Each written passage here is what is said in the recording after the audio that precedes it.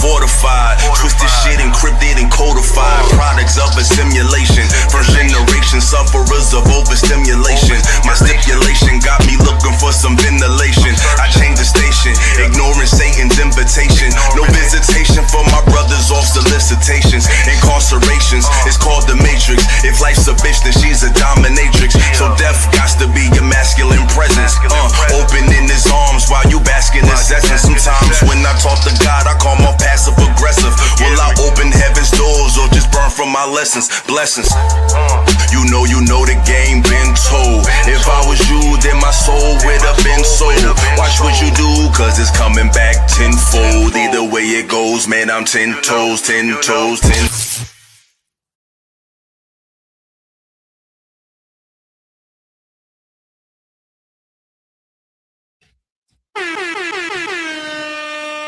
What's going on? What's going on? How's everybody doing? I hope you had a good week. You know what I'm saying? A lot of interesting things in the news. But yeah, you see the title, how Mica exposed the content game. We're going to get into that. Shout out to Classic Codes. I was watching their breakdown of her interview, and there's some things that stood out to me in that review that Mica said, and certain things that just gave credence to what I've acknowledged in the space as well, and it makes you question the legitimacy of people's content and their perspectives, and a word I've been using a lot lately, and I feel like it's coming to fruition in different ways, and that's performative conversations. I heard a lot of things in her testimony, so to speak, about, working with Anton and things like that, that it just kind of highlighted those views about the performative space and how maybe I'm twisted up, but I thought that these type of conversations were the response to the performative synthetic television and entertainment that we're given. That's what I thought. I thought this space, or just a lot of conversations on YouTube, would be documentaries, consciousness, it's giving us reality as opposed to television just giving us what they want us to give. So to see that this space has been converted, or people trying to turn it into something inauthentic, it's very interesting, because it's removing the places that we can go to get away from the inauthentic energy, get away from the synthetic energy, get away from the concocted content through this. And now I'm seeing that this has been co-opted as well, which I've always noticed, but she kind of said a lot. And I don't know if people repeat what I heard. But shout out to everybody in the chat. Shout out to Ms. Plum, Clear Capital TV, top of the morning, bro. Shout out to K Watt Key 05, if I'm pronouncing it right. Much love, fam. Keep up the good work, salute. I appreciate that. You know what I'm saying? Like, share, and subscribe. You know what I'm saying? You know what time it is. Support the channel. You know how we coming. We got our daily goal. Yeah, man. I don't think y'all realize I go right into class after this. You know what I'm saying? So we doing a lot over here. You know what I'm saying? We staying busy. We making time out of our day to bring y'all quality content and conversations. And I'm gonna continue to do that. But oh, Tommy, what up, bro? I see you switched up the title. But yeah, a lot of things stood out this week. You know what I'm saying? You have the Epstein files and the fuckery that comes with that.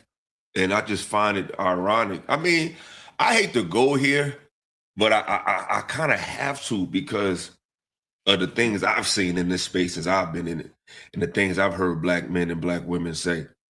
And there's things I've heard Black women say that's crazy and appalling and offensive. And then there's things I hear Black men say, or concepts that they agree with, that I find crazy, appalling, and offensive.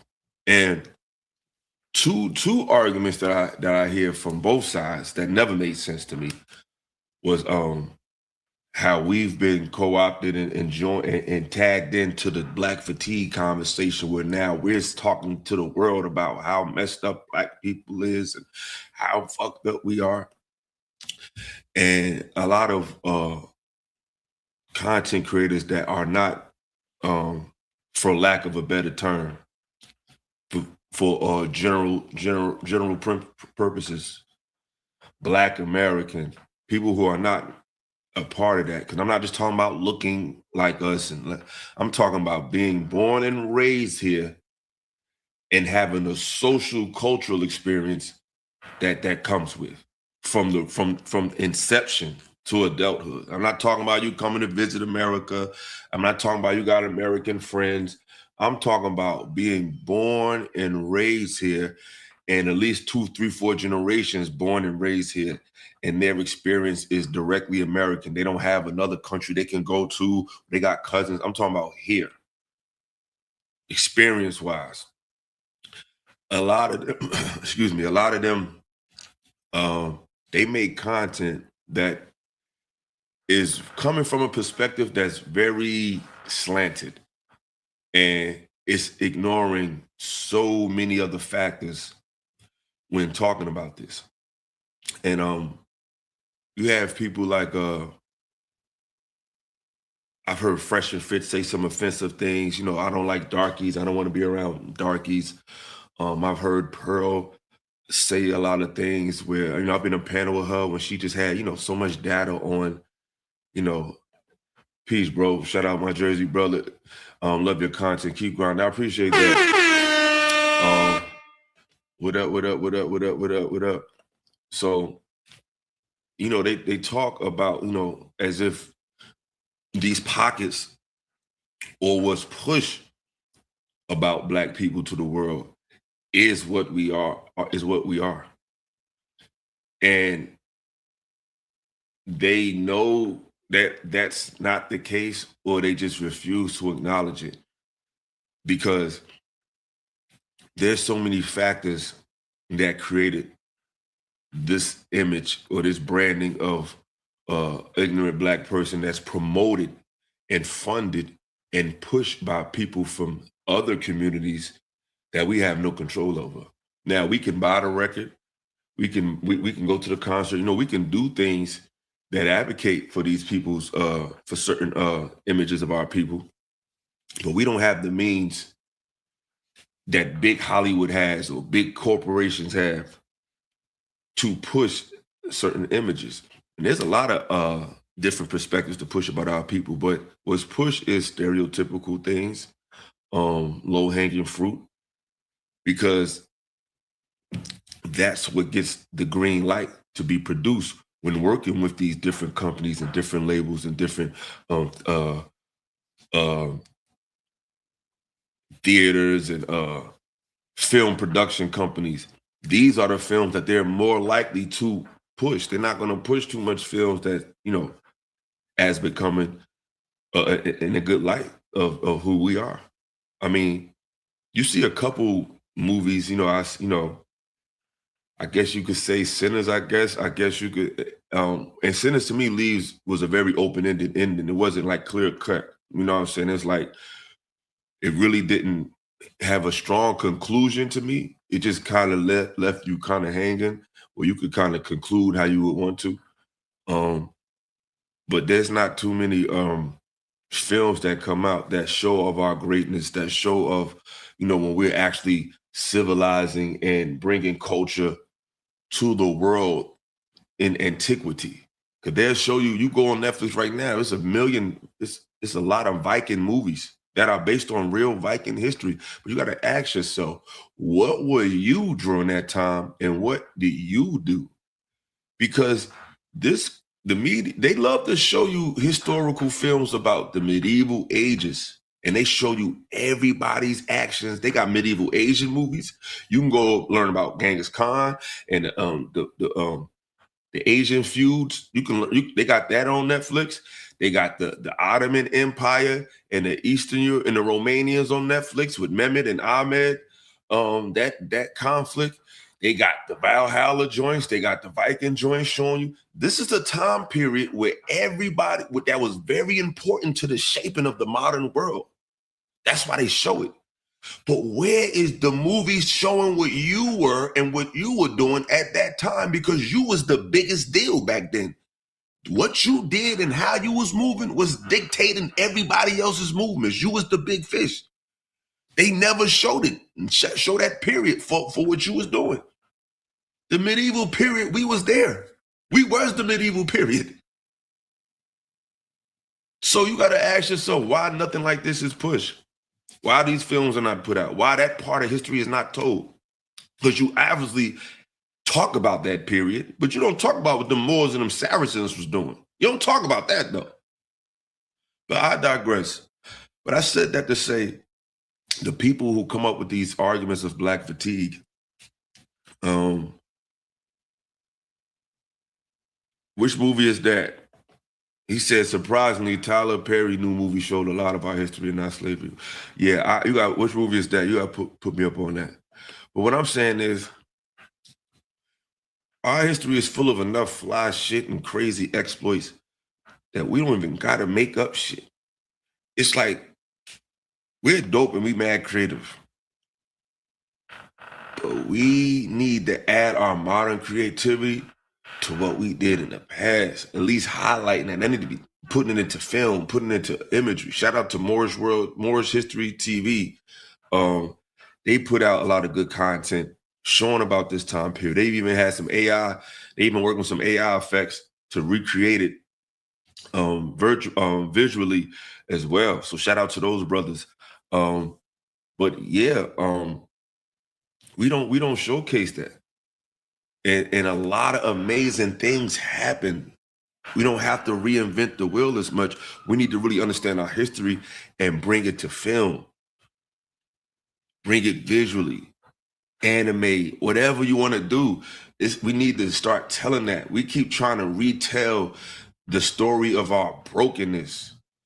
Okay, Joe's college road trip. All right, I did see that. We keep talking about the brokenness. We need to get paid for the brokenness, but we need to be talking about our victoriousness. That's what we need to be pushing to the world visually, is our contributions, but the greatness. We don't need to keep telling these posts, my mama was on drugs, my daddy had AIDS stories. Like we don't need to keep telling that shit. We need to heal from that and push for legislation to get restitution for that, for that part. Because that part, listen here, we're looking at the Epstein files. We're seeing what's being told. These are the most powerful, most influential people in the world. These are the creators of legislation. And if they're not directly dealing with legislation as far as like being a politician or a senator, their money is influencing and guiding the legislation. That's why y'all got to get away from all this damn voting. Like, you can vote. I'm not telling you not to vote. No, I'm not. Do what you do. But those votes are overrode by money and influence and lobbyists. Those are the people who are really moving things around. I'm gonna get to the topic of the show, but I'm building something right now. These are the people that are making the choices, paying the dollars, paying people to turn blind eyes, paying people to push certain legislation to allow certain things to happen in certain neighborhoods or not other neighborhoods. All of this stuff is ran and done by the people in these files. So when you hear these black men and these content creators want to talk about black fatigue, when the people who is conspiring and creating the realities, passing the laws, pushing past the legislation, saying it's okay for this drug, for this chemical would be put in this food, all of these people that's making all these decisions, they're messing with children accused of cannibalism, bloodletting, and all of this crazy, wild shit. And you got the fucking audacity to fix your fucking mouth and talk about people who are in the thralls of what they're creating? You don't think that they might have an issue with their mama? You don't think that they might have an issue with their daddy, their brother, their community, their economics, their understanding of life, if the people that are constructing the reality are doing that?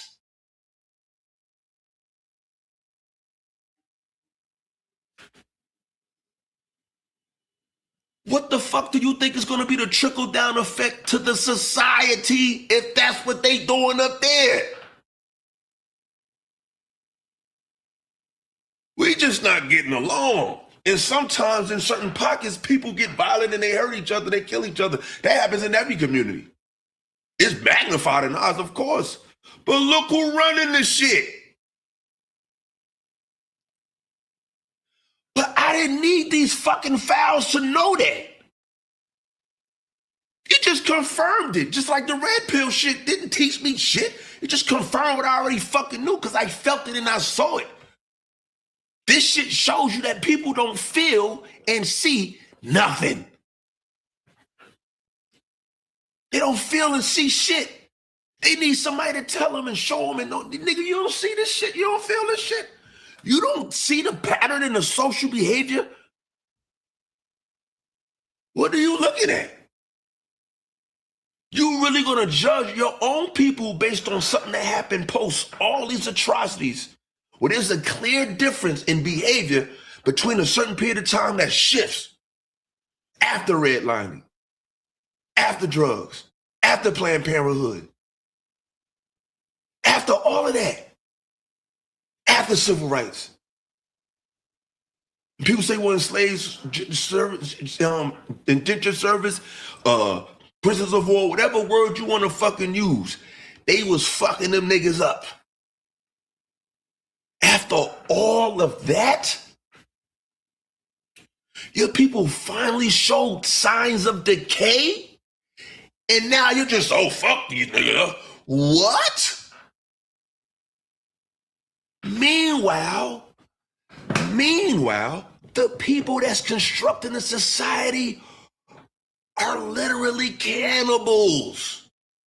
And I told you niggas that when I got here.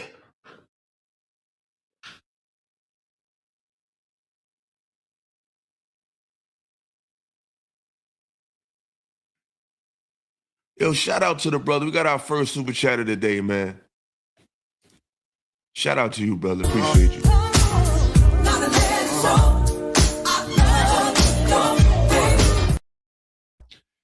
He said, what up, homie? It's your dog from Hyper. I said I was going to support, so I'm stopping by to keep my word. Shout out to you, brother. Shout out to my boy. Appreciate you, man. Good guy, good guy. Yeah, man. Like, this is what it is. These people talking of black fatigue. Black fatigue is a byproduct of European fatigue. You got Fresh and Fit. You got all these people, Pearly Thing, just saying whatever. Oh, like we're holding back this country and we the reason that this country ain't moving forward because of niggas in the hood. What? Man, listen, man.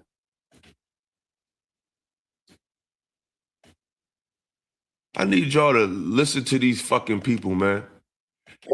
All these black people want to argue with me. She's right though, but she's right though. They're right though. They're right. Our people do this. They're right though. What the fuck is you talking about? Attitude reflects leadership. Principalities, powers. We wrestle not against flesh and blood. They're trying to convince you to wrestle against your flesh and your blood. But the scriptures say we wrestle not against flesh and blood, but against powers, principalities, rulers of darkness, spiritual wickedness in high places. Y'all love throwing that fucking Bible in my face, but y'all don't want to talk about that fucking verse. Who is the spiritual wickedness in high places? Who is the principalities, powers, rulers of darkness in high places? You dealing with these low, y'all want to talk about the low people, the people that's struggling, who ain't got money and credit bad, and you want to talk about them. Niggas is cowards. And y'all been corny, and I've been saying what I'm saying. It's just coming to fruition now. Black fatigue. Hey, eating niggas. You talking about black fatigue? What?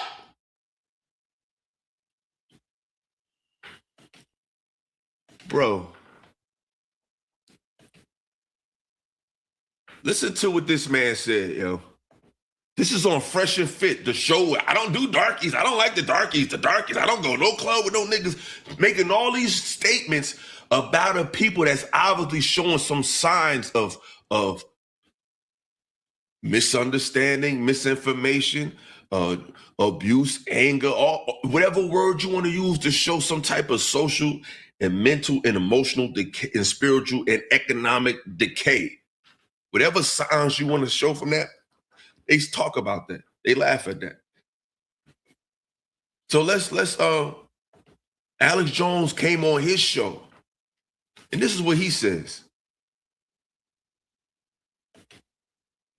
Listen to what this man say, man.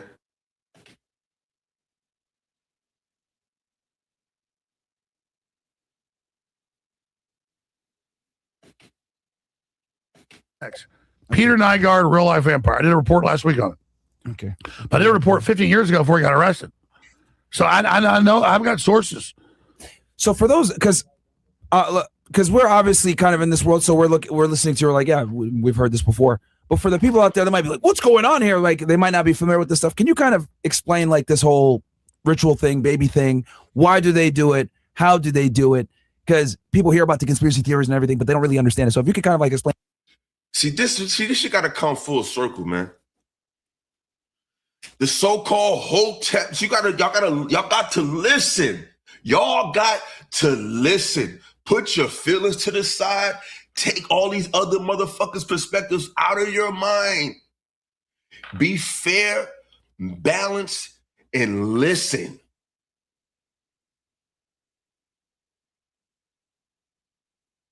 This man is talking about conspiracies and ritual stuff. This is stuff that the so-called hoteps told you niggas already. These people is playing with y'all. Y'all so caught up in some hype and with this one saying that, you don't be listening. That's why somebody can easily just make you stop listening to people, because you're not listening. You're looking.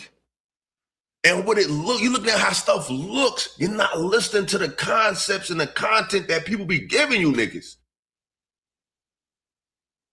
All this talking about black people, all this talking about the gender war, just to come full circle to realizing that these people are trying to literally ingest the essence of your reality in their bodies.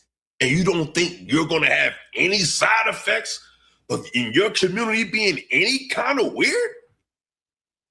All these missing black kids with missing organs, where the fuck is they going? How is that affecting those families that can't find them kids? Maybe how are they going to act in society? How much are they going to pay their bills on time? They son was wrapped up. That boy in Atlanta, he was wrapped up in a mat in a gym. They just found his body rolled up in a mat with no organs in his body. And to this day, his parents haven't been given anything, no explanation, nothing, no arrest, court dates, nothing. I think his name is Kendrick Johnson. Gone. And you got the audacity to let these people talk about your people like this? What are y'all talking about? Black fatigue? Listen to what this man says. And for them, well, they got a video. If you want to watch this. Okay, so we can watch this video here. Yo, stay up. What's with his face, bro?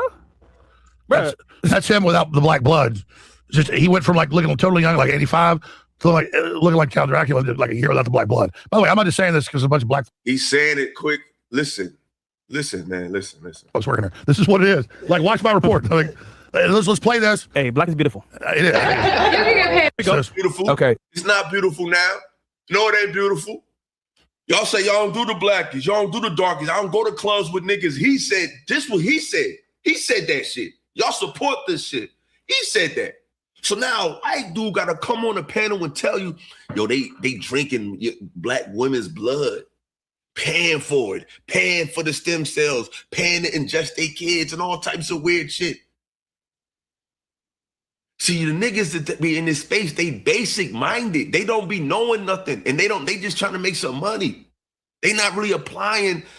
They don't know what you don't know the side effects of something that's being done to you. For one, if you don't know that is even being done to you, and two, you don't know the ramifications of what's being done to you. Because we're not spiritual, we're religious. Spirituality is not positive or negative. It's a realm. We're not there. We're religious. These people are spiritual. It's just dark spirituality. So you don't even know how to combat what you don't even know because you don't even know. And you think we not going to have no side effects of ill behavior in our community if these are what the people running this shit is doing? What part of the game is that? Like, what are we talking about? This man talked about black women and all of that and all of that and darkies and all of that. This is what they doing to the darkies. But the Hotep's been saying it. These people just making money. They not listening. They don't care about our community. They don't even know. These niggas people who know what time it is, they been knew what was going on out here. They didn't need the Epstein files to know. And I'm sure all of y'all probably know somebody in your life like that. You think they weird and crazy. Nigga, you weird and you crazy. Because by the time they tell you something like this, it might be too late. But people like myself, we knew this at 19 years old. During the same time y'all was here. During the G-Unit era, the Dipset era, the Jay-Z era, all these eras, the trap, all that. We knew this then. So this shows that it's not a matter of nobody special. Some of y'all are followers and some of us are not.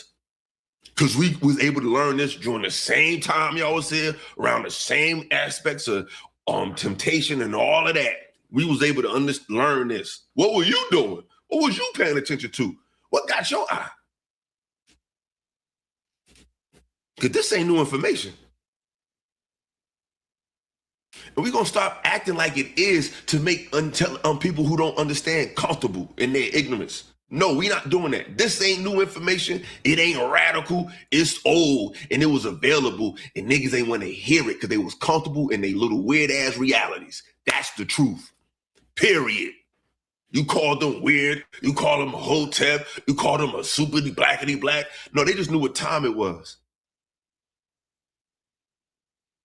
And you didn't. Period. This is not new information.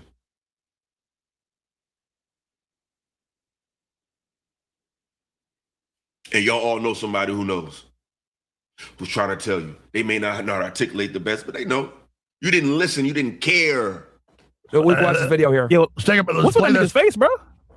That's him without the black blood.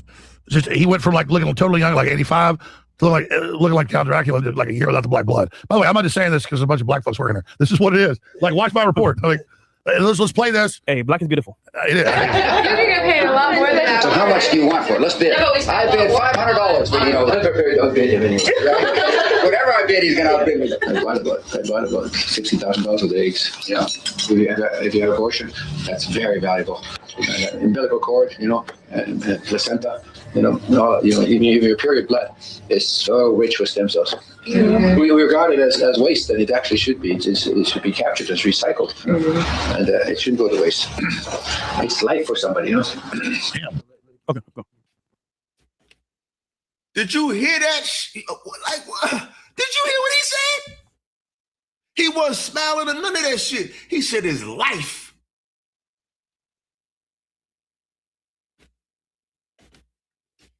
5,000 black girls were missing in the DC area in the early 2000s. We did nothing then, including myself.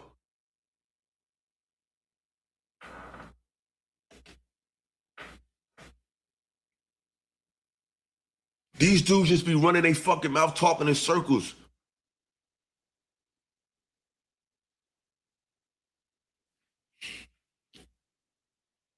Our people, man. These people eating our people, bruh. They trying to bargain for their blood, their abortion, their stem cells. The umbilical cord is essential to that child for life. That's why they take it from you. And they charge you for it. Because in that is almost like an encoded cure program just for that child. That's why the breast milk is so important. It's programmed for that child. Encoded.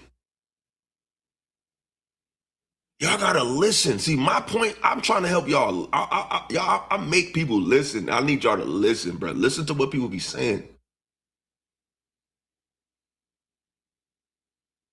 This man said they're paying for placentas, stem cells, period, blood, all of that. They said his life. These are the people running society. They're rubbing shoulders with the who's of society. They have influence over the who's in society, politically, armed force wise, entertainment, law enforcement, political, financial departments. These are the people that are influencing the influencers. Demonic, satanic people who literally want to ingest you, black man and black woman, while they're telling you about black fatigue. Black fatigue.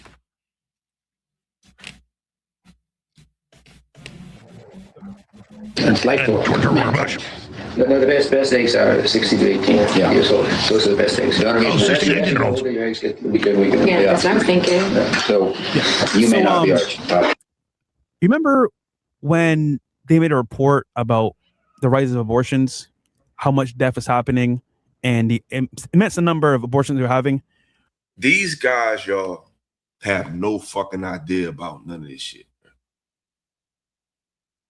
They were so busy pointing the finger at black people and calling them. They didn't even have no idea that our people was a product of something. They don't even know. They don't even care. They think it's just bullshit. I've been on panels with these types, and I be bringing up these type of points. Oh, the white man, like chaotic truth. Hold up, the white man did this one. The white man is eating niggas. We definitely can't top that. Not all of them, but the ones who are in power with all these quadruple amounts of billions of dollars, I don't know fucking why. It wasn't my thing. They're into a lot of weird ass shit that leads to us getting drunk, disappearing and shit.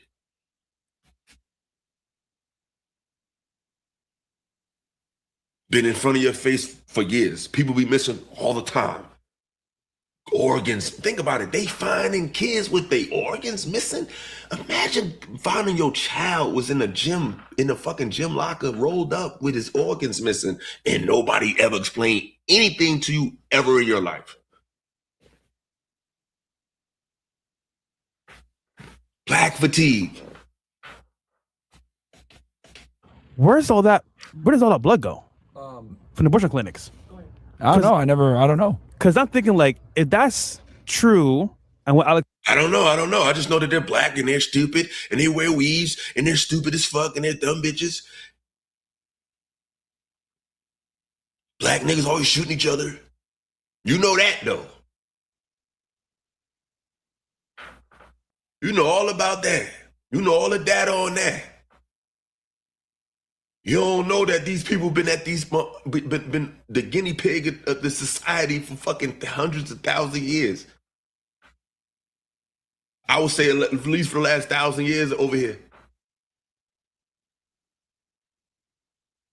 I'll be bringing y'all the documents. I'll be bringing y'all the books, the literature. You think it's a game? It's not a game. This shit is reported. Them Epstein files is really nasty, man.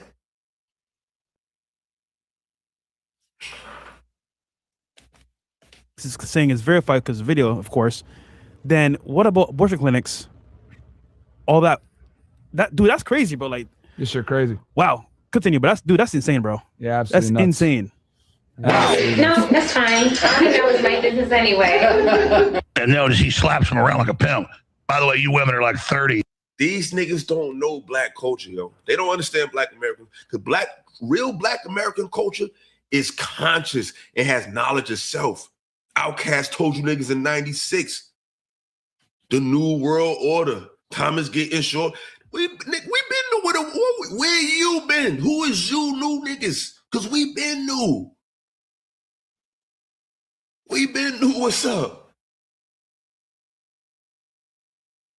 This ain't new. We gotta stop acting like this new to keep these fragile-minded people feeling secure. No, your time is up. This ain't new information. You just new to the party. And it take clicks and likes for you to understand what's in front of your face. I want 16-year-olds. I mean, folks, and then he did it with a huge medical facility. So understand, we ain't in 2026. We're like in 2050 and vampires running. These are literal vampires. And the young girl that is on record that he actually took his own child, he had a child with a 14-year-old, and he was taking the stem cells from that baby. I think they brought it to term maybe 8 months, I believe. Yeah. And then started taking the cells right from the baby and injecting it into himself. He personally did it. Well, that's when they kept it alive, they told. So he's milking the baby. Yes. All right. For those that are what was that? You seen the movie Sinners? No, I never With seen Michael B. it. Jordan, the vampires. I haven't seen it. I'm telling you guys, any listener, just type in Peter Nygaard vampire. Yeah. He's over TV saying, I pay black women for their babies and I suck their blood. I mean, he just said it. Yeah. Yeah, he goes on. Can't make it up. You can't make this up. So what I'm telling you is now in all the other emails that came out 3 weeks ago, and now the new ones I was searching before I got here, it's all paying women to have babies. So the woman says they put me on drugs. I was 7 months pregnant. The baby's gone because they drained your baby, lady. And so they get them there. They artificially inseminate them with their sperm On the island, the women. Zorro Ranch at the island, and Zorro Ranch was the main place. Okay, that was in New Mexico. Yes. Yeah. So I know this all sounds crazy, folks. That's why I've been like, why is Trump covering this up? Yeah. And they said stock market, and I said that hundreds of times. We'll take them because I know we have a lot of people here that are probably like their mind blown. Is like, what is going on here? Can you kind of like explain to them kind of step by step how this works and how we know, but like for the newbies out there, that normies that don't know what the hell's going on here. All right, anybody that studies history, which is fascinating, whether you're So Ron, it's so funny how when people are really giving you information, the first thing they say, first words they mention is history. There's no getting around it. in Mesoamerica with the Aztecs before Cortez arrives 500 years ago or 550 years ago, or whether you're in Western Europe, whether you're in the Middle East, whether you're in Africa, whether you're in Asia, every culture would start to collapse and have a priesthood that would build pyramids and sacrifice children. Mm-hmm. So the whole Old Testament's about don't sacrifice your kids to Moloch, don't rape your kids, don't give your virgins to the priest. Mm-hmm. And so this is this demonic force that does this. This is in human history. Every culture did it, white, black, you name it. Everybody's done it. And so his emails are like Baal and Moloch, Epstein's. Yeah. And so this is real, folks. The devil's biggest trick, they say, is convince the world he didn't exist. Yeah. His biggest trick is good doesn't exist. And I think there's some truth to that, but you always got to do your due diligence because according to the literature, mummies, cannibals, and vampires, the history of course medicine and from the Renaissance to the Victorians. You gotta have your literature. They say a lot of shit. He said Conventional accounts of the Stuart kings of England omit the fact that James I refused corpse medicine. Charles II made his own corpse medicine, and Charles I was himself made into corpse medicine, ranging from the execution scaffolds of Germany and Scandinavia through the courts and laboratories of Italy, France, and Britain, to the battlefields of Holland and Ireland, and to the tribal man-eating of the Americas. Mummies, cannibals, and vampires argues that the real cannibals were, in fact, the Europeans. So I'm just saying, it sounds good. I think everybody may have done something like that, but I don't know, the literature say otherwise. But black fatigue. Now all of a sudden they got an ear to you know what's going on. And if he's telling you that, if that's what they doing, that's the mindset that bleeds into everything that they do. That bleeds into their policies, that bleeds into they do. That's their talking about culture. That's the culture. Cannibalism and vampirism. Why do you think all these fucking vampire movies be coming out every year? It's always some demonic blood movie. Who said that's even a genre of visual entertainment? Who said that? Who said horror was a mental appetite? Who? They said that. That's not real. Why do you need to see that every year? Michael Myers and all this blood and murder. Like, what? That's a genre. Black fatigue. I want to play another clip before I get into the main show. There's a couple conversations I wanted to talk about. There was also a conversation with Clifton Powell with some brothers I thought was interesting. But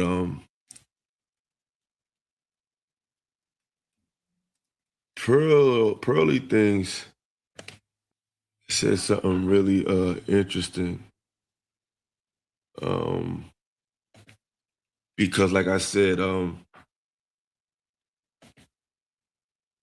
these people want to talk about black fatigue, which is black fatigue is literally a byproduct of tremendous social upheaval, mental, like it's documented. It literally came in that order. Like it came after the love was gone. That's when it all popped off. Like it happened right when it happened. So this is Pearly on that. This is her opinion. We heard her opinion on our people. You know, the blacks, you know, they lead in crime statistics, you know.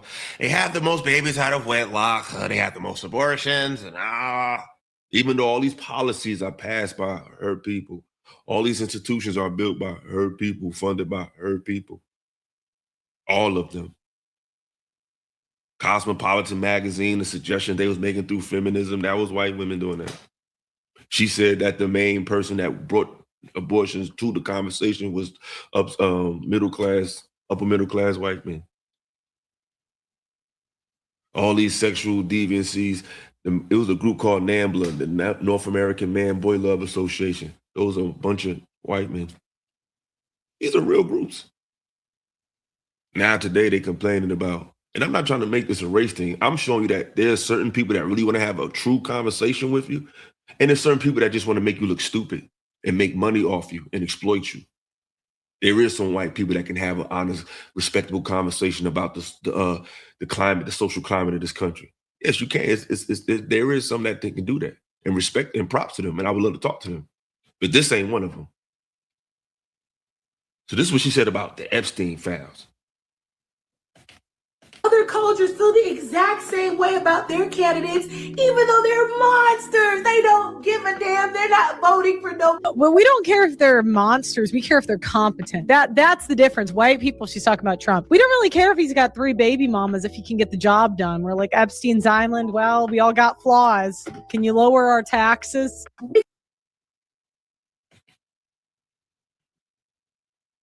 Fuck Epstein's Island. Can you lower our taxes? We don't care if you're a monster. We just need you to be competent. Out of the heart, the mouth speaks. This is spiritual warfare. Look at her face when she said, like, I don't know if y'all can see it that close up. Look how dead she looks. She doesn't even look alive. Look, she looks dead. Because other cultures feel the exact same way about their candidates, even though they're monsters. They don't give a damn. They're not voting for no. Well, we don't care if they're monsters. We care if they're competent. That's the difference. White people, she's talking about Trump. We don't really care if he's got 3 baby mamas if he can get the job done. We're like Epstein's Island. Well, we all got flaws. Can you lower our taxes? Because We all got flaws. If you lower our taxes, give a fuck that you rape little kids and black children and eat them and all this weird shit. I don't give a fuck. Are we still having the Super Bowl? I don't give a fuck what you be talking about. Crazy work. All these dudes had her on the channel, invited her to, come talk and shit like that. No pushback. Well, she's right. She's right, though. She's right. She ain't right about shit. Fuck what she talking about.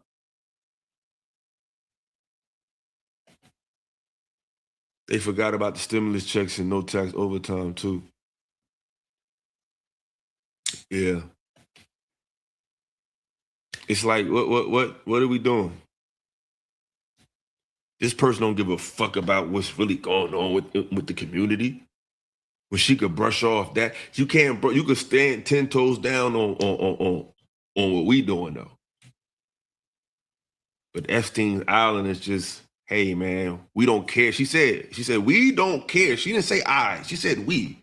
She knows her people more better than we do.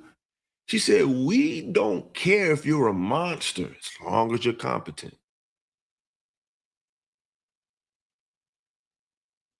They didn't care that your grandparents was hanging from trees. You can be a monster, just be competent. There's a series on Netflix right now called Monsters. Watch that. Yeah, we got 147 people in the building. So it's a lot of, spectators, but you need to support the channel, make yourself known. Get the likes up. If you ain't getting the likes up, what you doing? You know what I'm saying? We got 72 likes. We need to get it up to 100, man. So you already know how we about to do this thing. Y'all know what time it is. I need to get these likes up to 100. It's 154 y'all. So don't tell me half y'all is haters. I don't want to believe that. I want to give y'all the benefit of the doubt. So without further ado, y'all already know what time it is, man. Get the likes.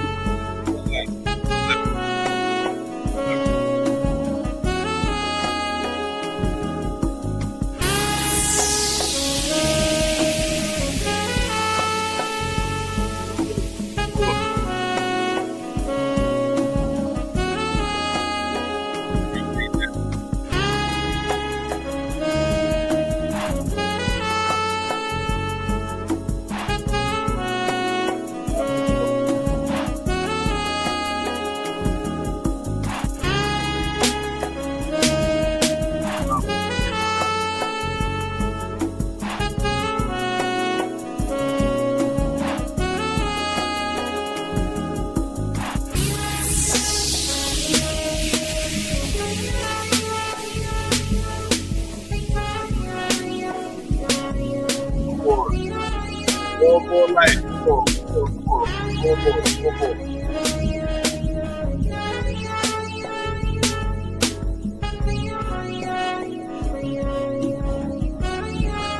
You're almost there, y'all. 3 more lives. 3 more lives.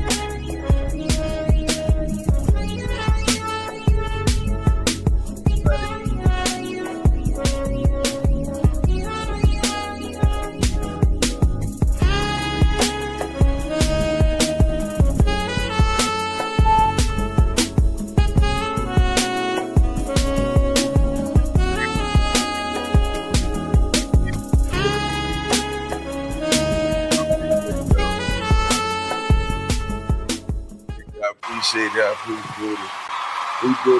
We did it. I appreciate it. Thank you so much.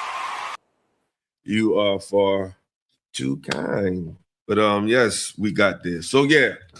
So y'all, this is what they think.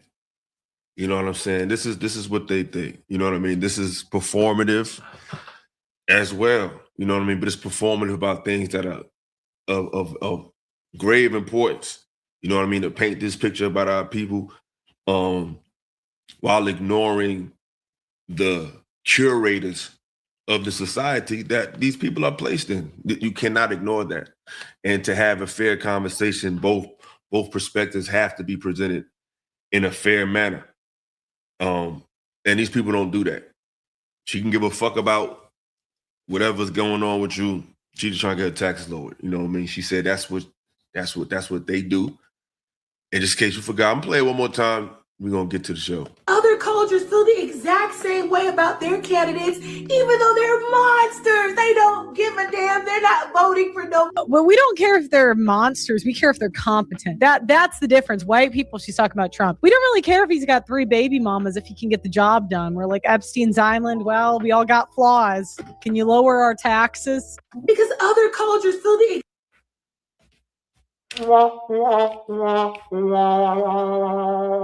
She doesn't give a fuck. So when people that think like that, I don't want to hear them have these conversations. I don't care about your opinion on black fatigue. I don't give a fuck. I don't give a fuck. I don't give a fuck. I don't care. You know what I mean? I don't need that press. I don't. Nope. So, yeah, y'all, support the channel. Let's see what time it is. We ain't collecting Dutch guts, chicken wing grease, none of that shit. Napkin basket and none of that, you know what I mean? Donation. It's a donation. I thought it was a trash. Don't we get no Support. Shout out to everybody in the building, Team Ill in the building. So let's get to it. Yeah. I seen a couple conversations with different people. And there was one that stood out. Well, a couple that stood out. And one that stood out, the two that stood out was the conversation with Clifton Powell and the interview I seen with Mica. I forgot the name of the channel. I think it's called Conversation TV or something like that. I thought it was interesting. And hold on. I thought it was interesting.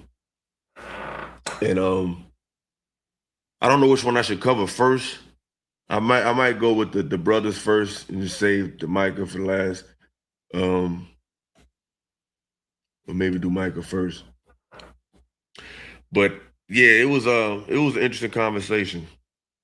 And I think a lot of things she said was very telling of the space.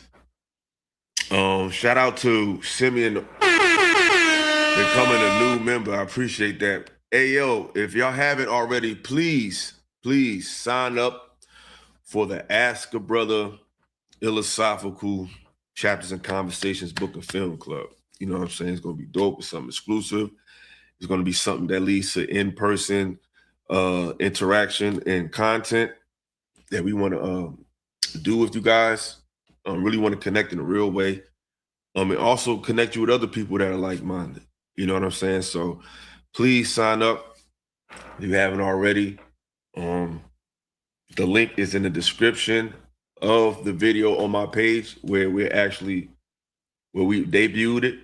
If you go to my page, live videos, and scroll down to the video with me and him, the link is in the description. You can join there. Okay. So yeah, I want to get to Miss Mica. I think I'm gonna start with her. I'm just trying to find the video, y'all. Bear with me. It's not the list. Okay.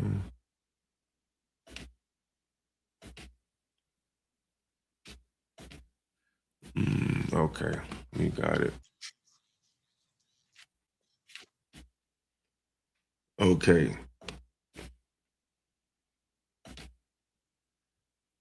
Let's get into it. Stuart Knight said, Ashley Illa, what she said is true and revealing. This is how they think concerning their own. We need to realize just how uncivilized they are as a group they are. Yeah, man. I mean, since we want to talk about groups, let's talk about it. You know, you want to talk about the fatigue of a 30, 40, 60 year, at the most a 50-year social decline. And a lot of it is pushed and marketed to people more so than just organic experience. That's rather recent.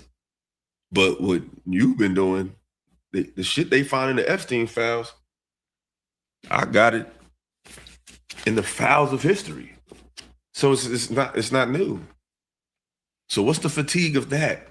You know what I'm saying? What's the fatigue of that demonic presence in the halls of influence, in the halls of societal influence, academic influence, financial influence, political influence, artistic influence?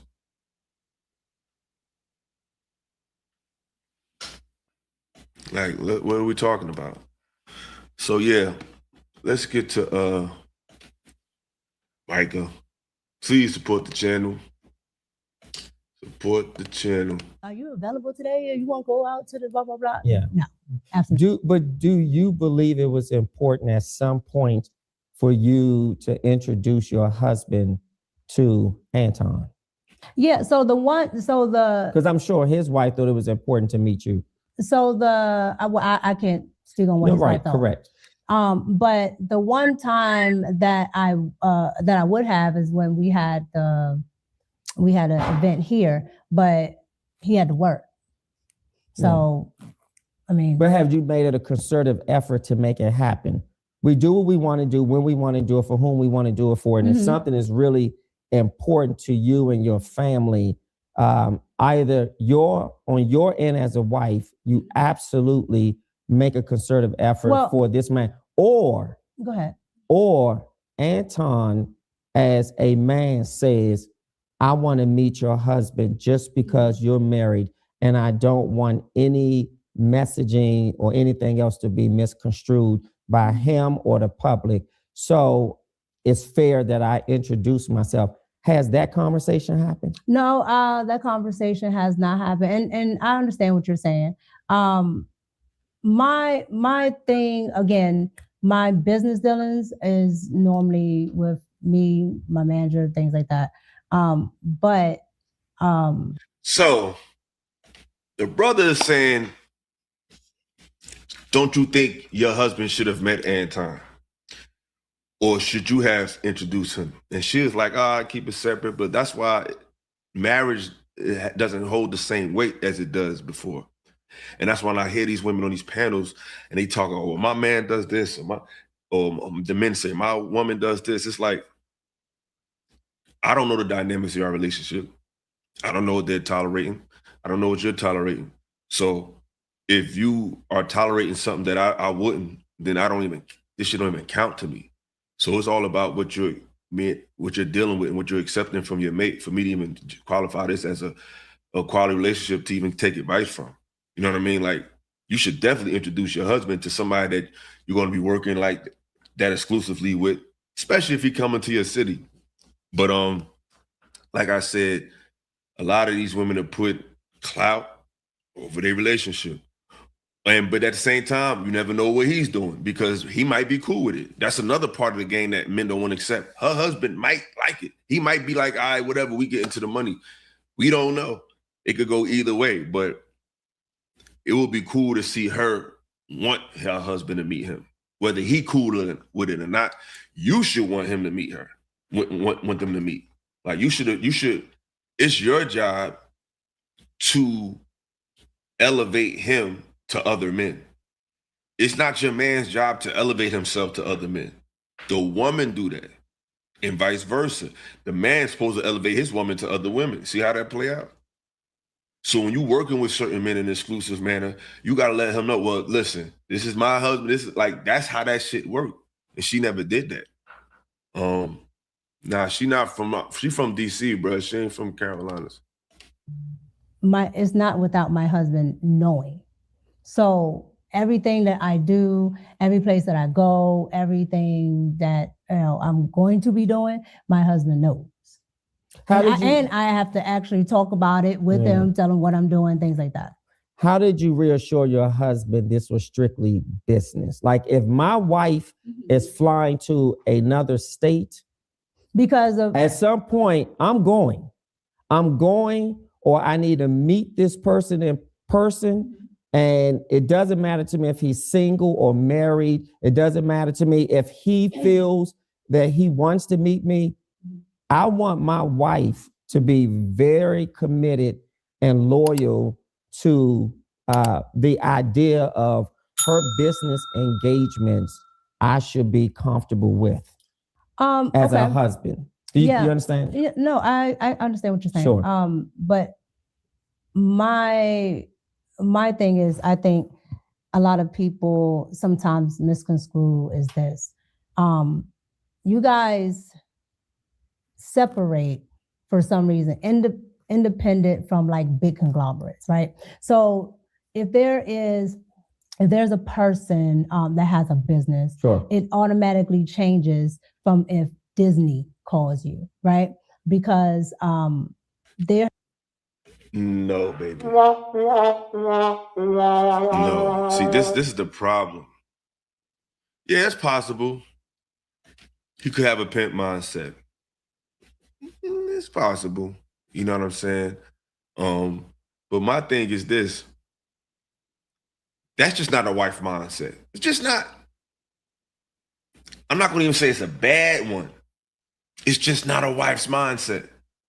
A wife's mindset is, my husband has to be included in everything, especially when it's something that's dealing with other men and business dealings. Like, he has to be there. Like, I want him to be there. I want him to be at the hotel when I leave these people. At least sometimes, because, we can't do everything all the time. So I'm not going to be all extremist with it. But you should want him to be there.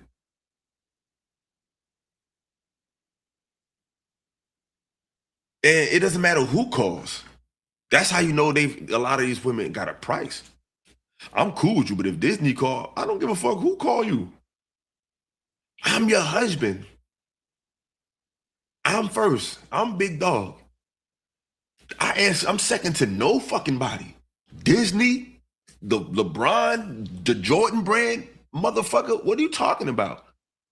Whatever it is, it gotta come to me and we gotta agree, or you ain't gonna do that shit. We have to agree. It gotta make sense for the both of us. That's what marriage is. It's no longer about you as an individual.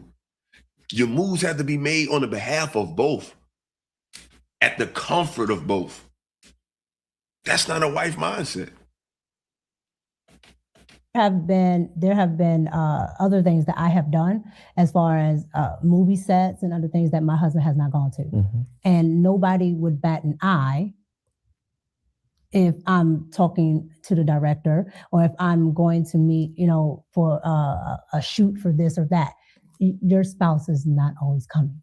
And so I think the notion that just because is this person, and I understand that people have their own thoughts and perceptions of people, but I think a lot of the times when it comes down to people who are in independent media, they think it's more of a personal level, and still it's business. Yeah. But I think what people may feel befuddled or confused by is at some point you put the business aside when rumors are brewing, when images are plastered all over social media. Now you're talking about a year later. Okay, so before a year later, let me ask you this. Has there ever been a concern from your husband about your business relationship with Anton? My business relationship, absolutely not. Because one, he can watch it. Like he can literally sit there and watch it. And then two, if he has a concern. That's why, I heard through the grapevine, they said her husband is like somebody serious in DC, and he might be. But we don't know that. Like, we don't know who be accepting these type of stipulations. You know what I'm saying? And if he accepting this stipulation, what stipulation is she accepting? Because he like, yeah, you go work with that nigga, and I'm about to be doing this, that, and the third, blah, blah, blah, blah, blah. Like, this is the arm candy marriage wedding. Like, people get it with each other for literally for image purposes. Like, she looks like this, she works here, he looks like this, he works here. It makes business sense. Like, love and true connection and true giving of oneself, not to the world, but to that one person, is gone out here. And I'm not trying to say that's what she got. I know I'm just going off track a little bit. It's just love. It's just love demand you to do certain shit that these relationships just don't demand of people. Like business opportunities and all that come before. Not saying you should throw a great opportunity away, but it just there's still respect for the other person at this expense, at the sake of money or opportunity. It's like, I don't want that shit. If anything could just get you away from me or get you in a position where my opinion don't matter because of a number of a price of money, I just don't want that. And I think anybody that accepts that or push that is just pushing something that's just not real. Yeah. Brother said the world currently is all about image. It is. You know what I'm saying? Miss Plum said in the event he can't travel with me, then an in-person meeting prior to me traveling alone will have taken place. Exactly. My husband will meet whomever I'm dealing with prior to me meeting them without them. Absolutely. And she should set it up. I shouldn't have nothing to do with it. She should do all of that. You know what I'm saying? But let's keep going, because she's going to start saying things that's going to lead to my bigger point. Or anything he wants to know, I just tell him. Has he ever been incredulous? Like skeptical? What? Yeah. Has he been with your flying out there, or depending on how long you stay, or just the mere fact that I never even met this person? Has he just had that sort of incredulity, if you will, about not meeting your male business partner? He getting real sexy with the words, man. That was crazy. He said incredulity. Sometimes y'all be going too hard. But shout out to so I think he would like to be, more involved with coming out there. But again, and you know what my husband does for a living. Sure. So it's not feasible. No, it's feasible, because here's how I see it. If Anton has to get on an airplane and come and meet your husband out of respectability, then that's what a man does. If that so was feasible. I was talking about feasible for if anytime I have to get up and go do something. And it's not just I know that, because your husband hasn't always been on the show when we were doing something. So I get that. Correct. And so that's what I mean by it's not always feasible. But if it was to that point where he wanted to have, Anton do something, or if it was, well, I want to go, that would have been fine. Yeah. But it's never I don't, how should I say it? I don't give I need to hide this, or it's it's just crazy. I just really feel that because this is independent, that we are not looking at it as business because what is independent? Because this is okay, so this is your business here. Sure. I can talk to you directly instead of having to talk to 1,001 people to get to you. Oh, I see what you're saying. With that, it's still a business, but I can talk directly to you. So I can talk directly to Anton. So being that I can talk directly to Anton, I think people get a sense of that. Well, because you can do. Shout out to the brother with the $5 holler. I appreciate you, brother. I appreciate you. Thank you so much.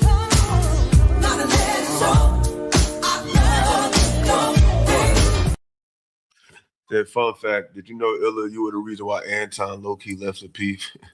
You were cooking him on a panel, he removed you, and JR brought you back. He actually didn't remove me, but I appreciate it. I just dropped down. Even when I pulled up on his channel the second day, like he never dropped me down. Like I dropped down myself. You know what I'm saying? But yeah, you know, it's a lot of reasons people say he might have not come back. I don't know. You know what I'm saying? I don't know. But appreciate the bread, bruh. Appreciate it. That then now it's something more happening if you go meet with this person. Yeah. Versus looking at it still the same. Yeah, this is not a big corporation, but this is still business, and this is still a person that is going to be employing me, contracting me, whatever. That still has to happen. If I was flying to this. So she says later in the interview, Anton was paying her like, I want to say like $15,000 to $3,000 a month. She talking like, and that's good money, especially if you already got you working. I ain't gonna downplay it. But she talking like this shit is a fucking 6-figure deal. Like this is she compared this shit to Disney. It's like, oh, it ain't that. Like it's some good bread, but it's not enough to X out your husband in being involved in whatever y'all got going on. If anything, he should have brought both y'all out there. And it could have been his wife and you and your husband. That's business. Yeah, that part. That part. That would have showed him that he's seriously really about his business. That's what I would have did. You bring your husband, I bring my wife. We both go out. That's business. So she talking like, oh, Disney called. He was giving you like an extra little $2,500, $3,000 a month. That's enough to just give any type of image that he wants you to give off. Hey, shorty. Disney has to pay for my room and board. Yeah. Disney has to do this, that, and the third. And so again, I think because it's a singular person that is easy accessible per se. That's right. Yep. Now it's a different notion. Well, this must be for this instead of looking at it as business. So let's call a thing, if you will. And I want to really drive it home. Has Anton ever flirted with you? Flirted with me as a sense of what? Just naturally, like we're sitting here, or because I'm gonna explain. Well, I don't want to get into. It's a yes or no question. He either flirted with you or he didn't. That's it. So the fact that you said you just basically said yes, he has. But what kind of flirting? What level of flirting? To what degree do you call flirting? You just said yes. These the games chicks play. I used to live in DC, so I already know how they play. No wordsmithing. No, there's no wordsmithing. Okay. The reason why I'm asking, because then I want to talk about some pictures too. No, yeah, okay. I got you. But the reason why I'm asking is because there's two different things, right? So Anton does things for content, and then there's things that Anton would do if we're just sitting here. Okay. So if you're saying personally, if me and Anton was just sitting here, no. Now, if you're talking about for content, when we're doing the virtual rooms and things for the show, Anton has said multiple things. So that's why I asked, which one are you talking about? So let me hear a few. And this is why this should be fake. Because let me tell you something, any female that know me, what I'm going to say on here, I'm going to say online. The same energy I'm going to give you online, the same energy I'm going to give you in person. It's not going to be no different. I'm not performing. I'm not trying to sell you an image that I really don't have and carry like in real life. So if you flirting with her on the show, either she lying and you flirting with her off the show, or you're not like that and you're trying to give off the image of this player, of this ladies' man. Either way, it's not official. Like, and these shows be creating personas and building content off of personas that's not real, which is fake as hell. That's not what this shit is. But she gonna keep exposing this space. I'm getting ahead of myself. Let her go. The multiple things that he said that was a flirt. What people would consider if he's, saying not people, what you considered as a flirt. I would say probably if he's like, oh, Mica, you're so sweet, or you're so cute, right? But the problem that I have with it is because I know he's doing it for content, right? And he's not actually talking to me. However, I will say what I probably should have paid more attention to is the fact that people take content as real life instead of just content, right? Because I come from a world. And that's the problem. And that's that's when we have these conversations about the space. Because it ain't just content to me.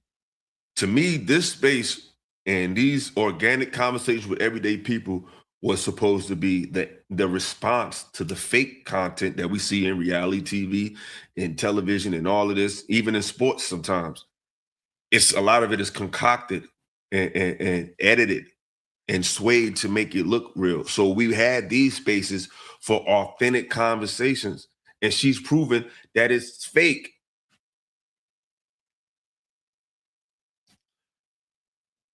You need to act like he's a player type of cat.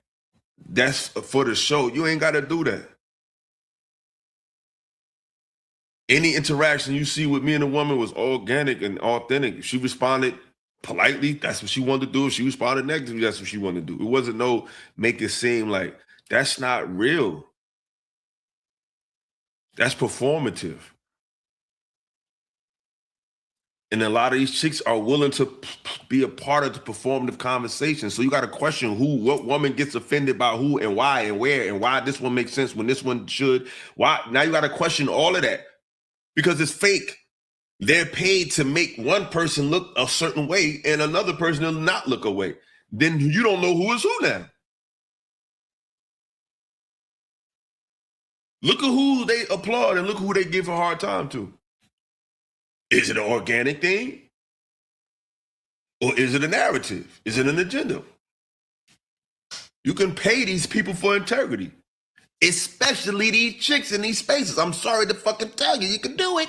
I know entertainment is entertainment, and people say this and that, with reality shows, all of that. It's just for entertainment. And they go, the cameras cut off and they don't really hate each other. They talk to each other. But has he said those things? The problem, though, this is the problem, though. That's why they try to just brush this shit off like this just entertainment. This shit ain't no fucking entertainment. Y'all turning this shit into entertainment. People talking about their lives, their families, their experiences with dating, the ups and downs of life and being a person in this country. That shit not entertainment. Entertainment is meant to when the time you put meant at the end of something, it means it's meant to do that. Attainment, meant to attain. Entertainment, meant to entertain. This shit is not meant to entertain you. It can be some entertaining acts. Sometimes having these conversations can be entertaining, but it's not meant to entertain you. See, things that are meant to entertain you have there is no boundaries. There's no conclusion. It's just whatever, because it's just entertainment. So you got to ask yourself, these people this is entertainment. It's not real shit. We having real conversation about real life. You might be entertained by the passion, the back and forth. That could be entertaining, but this shit is not entertainment. What you doing is entertainment. Thanks for letting us know. Things to you privately? No, and that's why I asked it's all been on the show? Yes, that's why I asked you the difference. And that's why I wanted to make that distinction. Because if I just said, he said this word, you would probably think it's just because we're sitting here. that's why I said no. He has done it for content while we're all, and mind you, he says it to not just me, other women on the panel. And how did you feel when a married man? See, my thing is this. If you a naturally cool, fly, flirtatious dude, and that's how you move out here, and that bleeds into your content, then that's what it is. But if you're just doing that for the show, but in real life, you're not that, that's fake. And if people can be paid to engage you that way, they're fake. Because you don't have to do that. Just be cool. Like, this shit is funny. Say that to a married woman. Again, at married people, at first, because you don't understand, who doesn't understand? Meaning, well, I'm talking about myself. Yeah. So again, being on YouTube, when you don't understand certain bounds of YouTube panels and things like that, people on panels say all types of egregious stuff or whatever to get reactions from the crowd, right? And so you might personally take stuff a certain way when they were just doing it as a reaction to get people in the crowd. And so how did you feel? I didn't feel a certain way. I didn't say anything because I didn't. She just told you, this shit is fake. These people are not naturally good at speaking, and they're not naturally good at invoking emotion in people. They have to concoct a situation like that. It's not natural. I'm naturally gonna do that. Like it's not something I'm planning to do. It's just gonna happen. I'm just gonna say something that's gonna make you go, huh? Or drop the mic or make. These people have to concoct scenarios to make people respond to something. Then that means you don't know how to do it. Like I tell y'all, these motherfuckers get a camera, a nice background, YouTube account, and voila, they content creators. But they have to concoct moments. It's not organic. I was a little off-putted, but once I understood what he was trying to do, I'm like, okay, well, you can't say this and that and the third. It's okay if you're like, okay, I have beautiful women on my panel. That is fine, right? Because people can acknowledge that people look nice and things like that. But it's when it becomes personalized that it looks funny to the audience. How does his wife feel? Has his wife Rita ever expressed to you her disdain, or have you heard her discuss something with him about her disapproval of saying that to you on the show? Even because well, let me just say this just before you answer. I think there's a line you draw in saying when I say something because it's content. So I'm producing content here. I'm doing a show. And if I say to you, knowing your husband, wow, you look so beautiful and you're so gorgeous, boy, I wish we could probably just go for a nice drink. That's disrespectful. Yeah, but he's never said that to me. Yeah, but totally he may not have used my words. I'm just saying. No, he's never done that, period. Like, oh, well, let's go for it. But he's called you beautiful. Oh, yes. And gorgeous. Yes. Yes. Yes. On the show. Yes. And to you, that's not a problem. Because it's happened more than once. Correct. And I'm not trying to make it a problem. No, that's what I'm saying. Sure. Let me answer your question. So he said all that shit. He just didn't say it in that sequence. He said all that shit to you. If he's saying you nice looking, he's saying you cute, and then y'all obviously meet outside of the panel. Some what's understood ain't even got to be said. And that's what homie trying to make clear. But you know this. You're not dumb. This is the games women play. This damsel in distress shit. Oh, yes, he said beautiful, gorgeous, whatever. But there's not like, well, I want to take you to the whatever, or let's do this and this and that. And it's just. Well, he's taking you somewhere. Let's look at this picture. You guys were at a game when you said he wanted to take me somewhere. Now, I'll be honest. When I saw this picture, I was flabbergasted. Why? Because wait.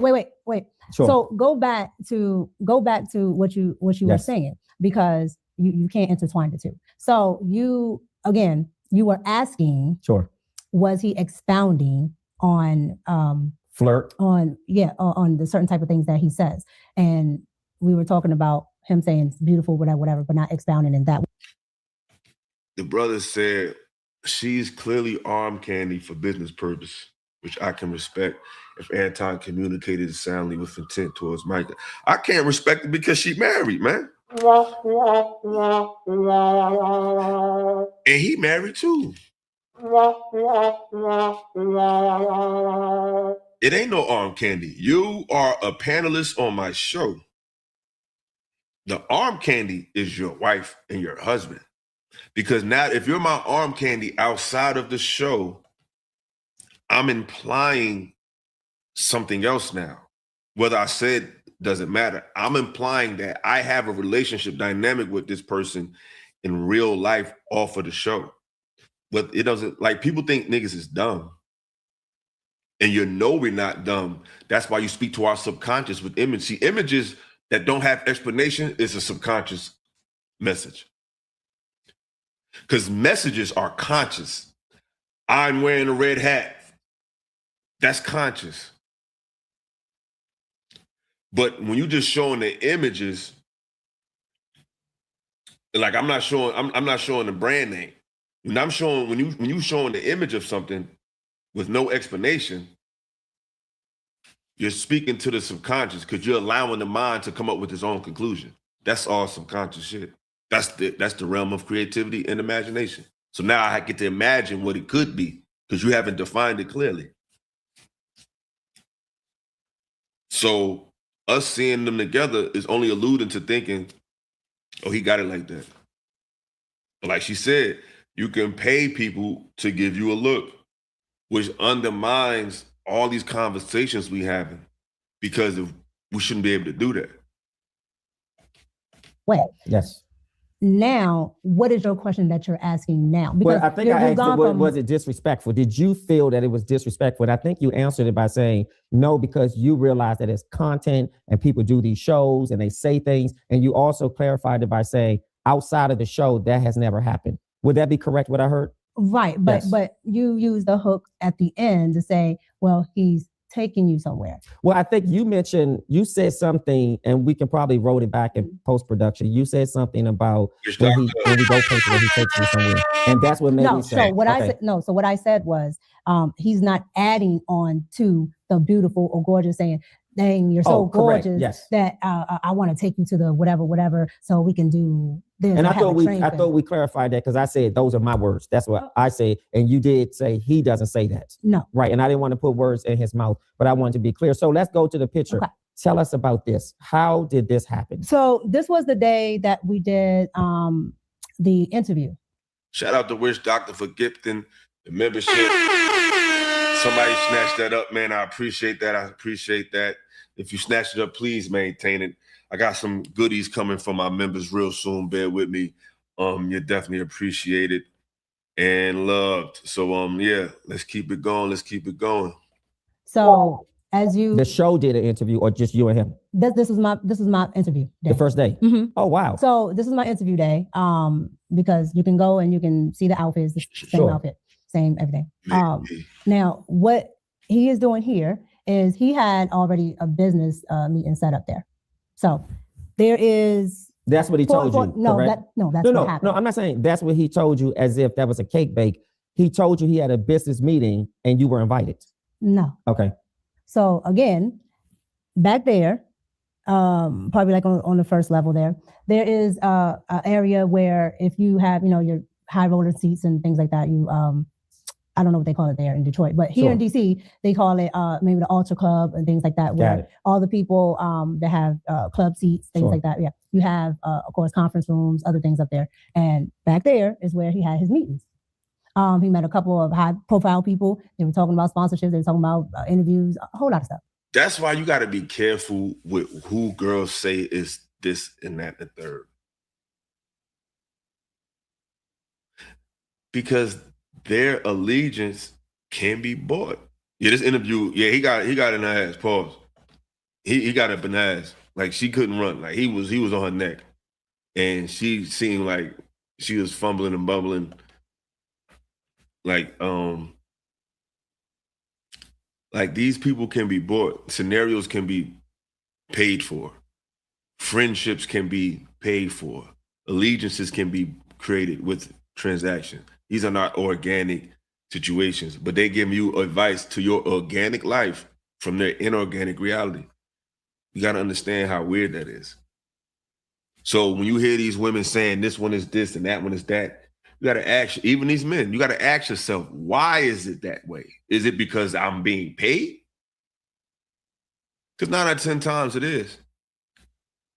And this also I'm gonna get into that. I'm gonna let her allude to that. But yeah, I don't know if I skipped the part you're talking about her money, but one thing about this space also, this space does not prioritize male talent. It looked like the manosphere, right? It looked like some male shit. Nobody values male talent. Nobody. They use male talent and they pay for women's looks. They use male talent and they pay for women's looks. That's this space. She gets paid to flirt with him and to look like he's a player or something. I've been on other shows. They be paying these girls to argue with them. They don't want to pay the men, though.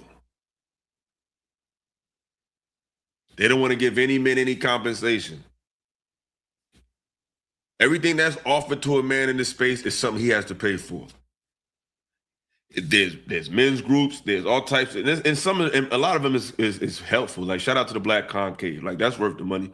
But I'm saying though, most things that's offered to men is they have to pay for. This space isn't paying men like that. They paying the women. So just remember that. No, I still don't think you answered the question. What I'm trying to You get asked at, what was I doing there? how did, because I said he had a business meeting and Correct. invited you, Correct. and you said no. So you didn't fall out the sky. They didn't open up the dome and you came down on a harness into the meeting. So what I'm saying is hold on. Answer your actual question. So this is what I'm saying. The interview is over. The one-on-one interview is over, correct? Correct. What does the conversation sound like to invite you to come here? Okay. Because I said you were invited and you said no. Okay. So no, that's not what I said. But we're going to play it back. Nevertheless, so again, he had business meetings there, and he said, well, I got a couple meetings at the game, and these people I think will be good for you to meet. I said, sure. And you were the only one from the team that went, or were there other people? I know you were the only interview. I wasn't at a team then. No, I'm saying the interview was his staff, his production. Like you have camera people, producers, etc. So the production is over. Did he not only apprise you that he was going and invited you? Were there other production people? Well, we all have gone out together after production. Correct. Yes. Well, again, you have production people and everything, all that other good stuff. Anton does everything himself. Yes. And I do mean all of it. Unless sometimes, like if he has something else going on, there may be another person there because they maybe have to help him with something else. But if it's only like one thing that he's doing outside of his own videos, sure, it's only him. So his wife wasn't there. At this one, no.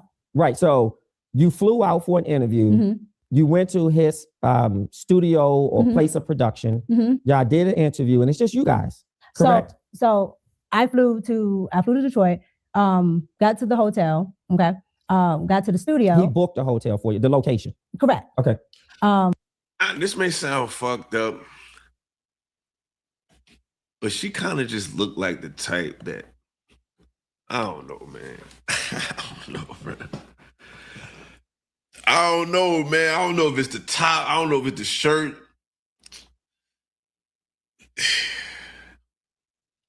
These chicks just be going, bro. Like they just be going. I don't know. I'm not saying I'm not casting no assumptions on her. I don't know, man.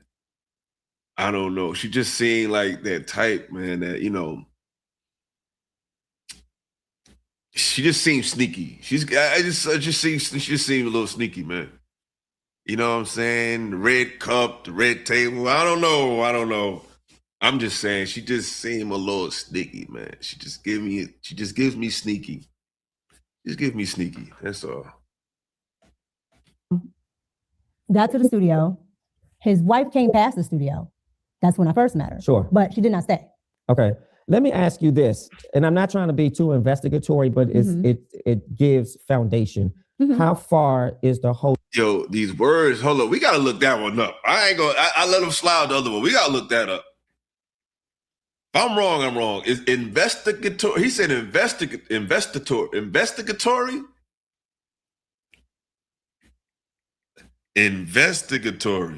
Is that what he said?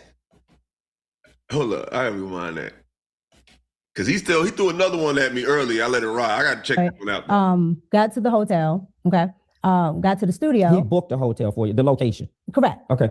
Got to the studio. His wife came past the studio. That's when I first met her. Sure. But she did not stay. Okay. Let me ask you this, and I'm not trying to be too investigatory, but it gives foundation. Okay. How far? It's official. It's a real word. I ain't never heard that one, but that's a real one. Investigatory. Okay. Shout out to this brother. Far is the hotel from the studio and from his home, if you knew that? I've never been to his home. So well, you don't have to go to a person's home. You said from his home, so yeah. I don't know. You don't know. Okay, fair enough. From the studio. Give or take 5, 10, 15 minutes or more. I say maybe 10 or 15. Okay, 10 or 15. So then he says it's all downtown. It's all downtown. So he says, hey, I got this business meeting. I'm going to this game. Would you like to go with me? And obviously you said yes because you weren't forced into going. I got this game. I got this meeting. I had this meeting. Okay, so if I'm looking at this picture, are you all on the floor at a basketball game? Correct, that's the floor. Okay, at a basketball game. Correct. So you went to a basketball game. Did you watch the game? No, this picture right here, we probably sat on this court maybe 10 minutes. Oh, we I were see. in the back. So a meeting and then y'all just went on the floor to take a picture. No, we just went on the floor and we sat there maybe 10 minutes. And then they had their, sat there 10 minutes to watch a game? He wanted to see a little bit of the game. Sat there maybe about 10 minutes. The quarter ended, went right back to the back. Okay, and was his wife invited with you guys to the business meeting? I don't know if she was invited or not. Was she there? If she was there, no. She was not there. Okay, in that moment, did you feel awkward? No, because I was there for a meeting. So but you had nothing to do with the meeting, right? Let me finish. Sure. I was there for a meeting, right? So he's already having his business dealings, whatever he's going to do. You're in business, you're in this crowd. Sure. You absolutely understand that there are networking opportunities. If I know so-and-so and I bring you with me and so-and-so sees you, you can make networking opportunities. And you also know that it does not happen in a vacuum. It does not happen in offices. Correct. It does not happen. You can be at the golfing, you can be at the NBA games, all types of things. So again, kind of like just like the thing we were talking about with it just being the fact that it's just that person that is the business entity. I also think that when people don't know business or people have never experienced what it's like to network, especially with people that are upper echelon, they don't understand that these things don't happen in just offices.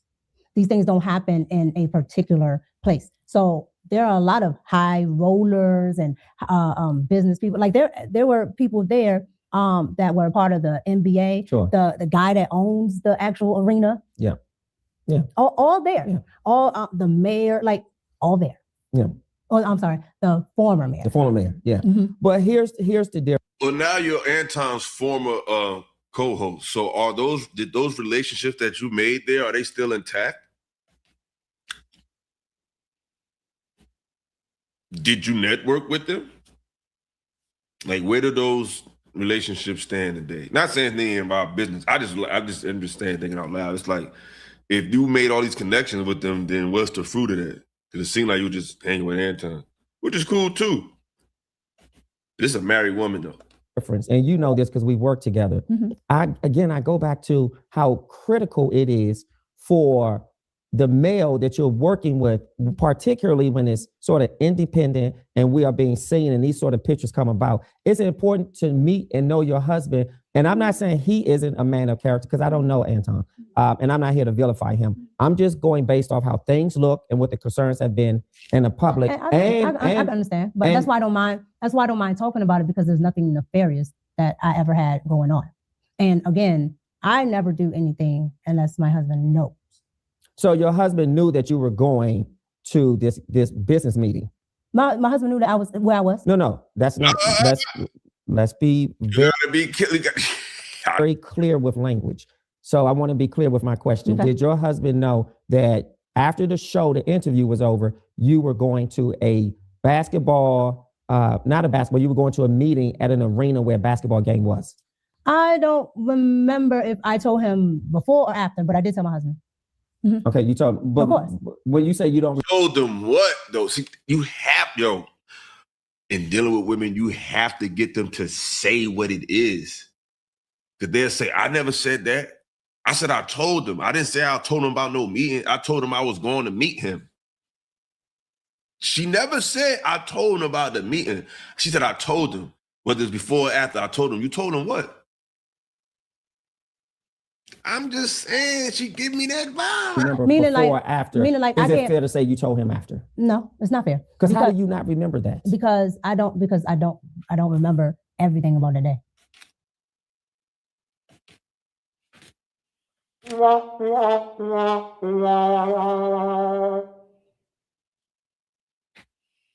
Never trust a big butt smile. Told that shit in 93, Jack. No, that was, I think that was 92 or 91. I don't remember everything that happened that day. Fuck out of here, shorty. No, but you're a married woman. A married woman who goes, and I want to be fair to you, but I want us Because to to me, everything that I'm doing is business. So again, But a married woman doesn't forget if she told her husband she went somewhere because before you're or after. No, you're trying to pinpoint a time frame, and I'm telling you, I don't. I know, not Well, he's not trying to pinpoint a time frame. He's trying to pinpoint what you said to your husband, or if you said it or not. This is the content world. It would be just like this, bro. They just be, yo, I'm telling y'all, these people just be cute and that shit, bro.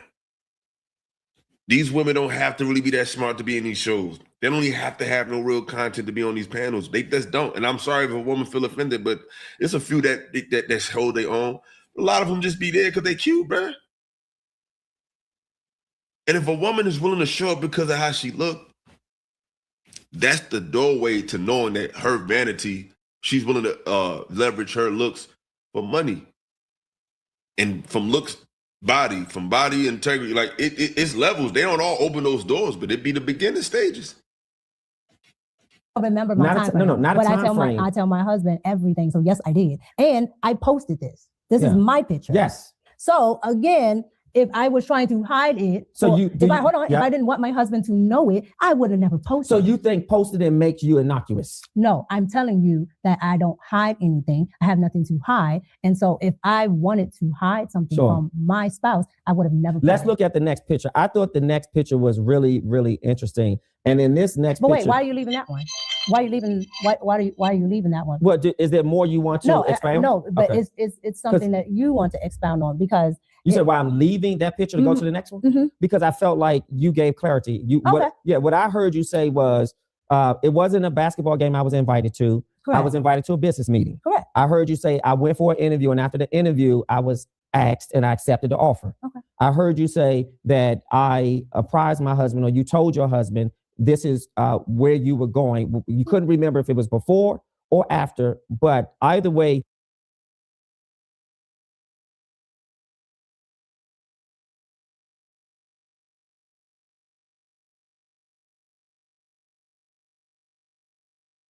This is the problem. Contrary to popular belief, the chick you really like, whether the baddie or whoever you really attracted to, you need to be trying to get her as soon as you want her.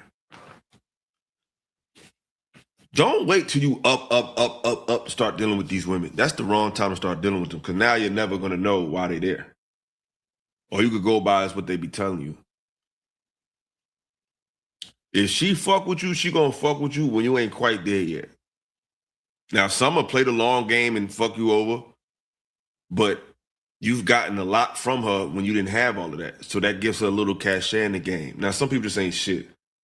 But most people, women who are stay with you around that time are definitely worth the future you that you're becoming. Don't wait till you up $300,000 a year for it to think you're gonna find. That ain't the right time to catch no woman, because it's obvious why she's with you.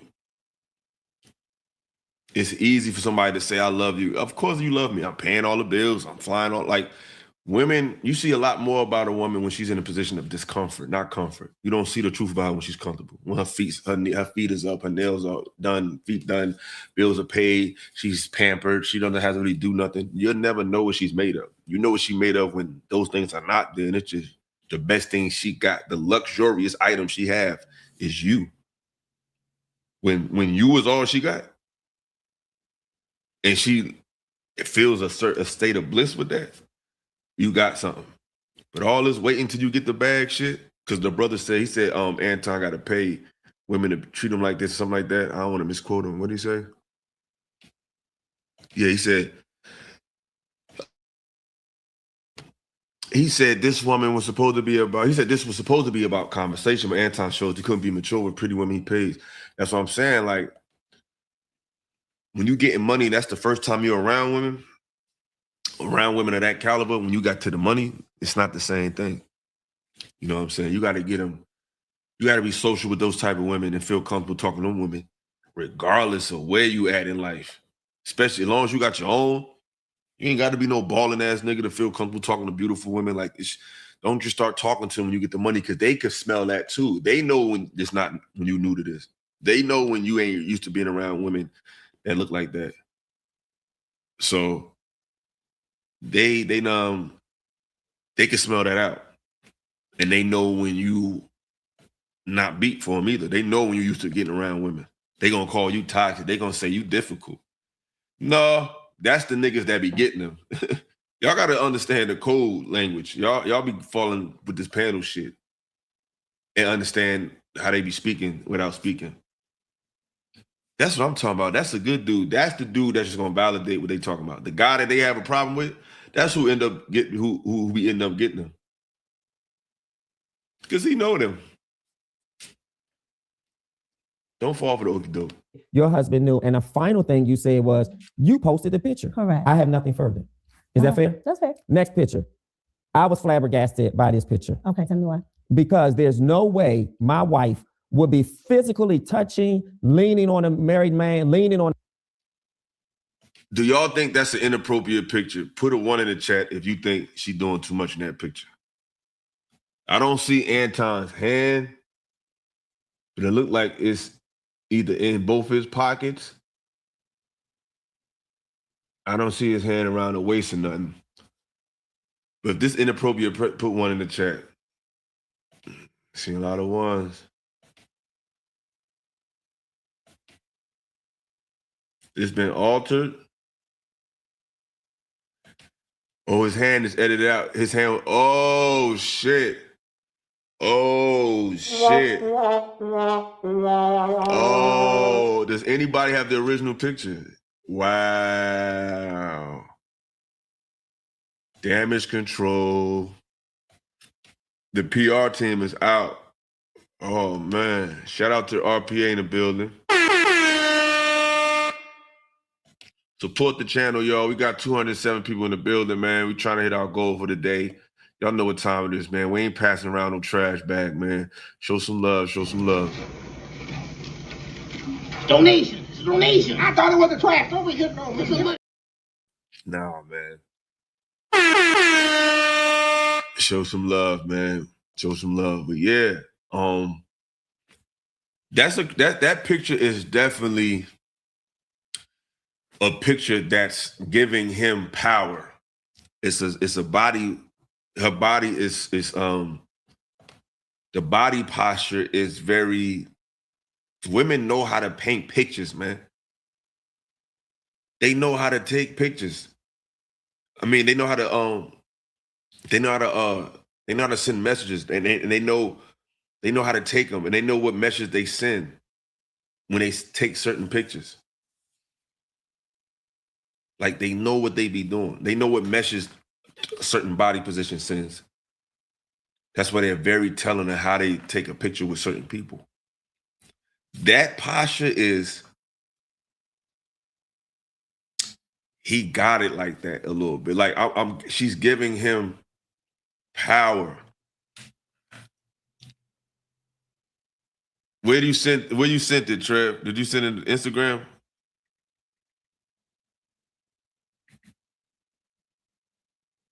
Let's see.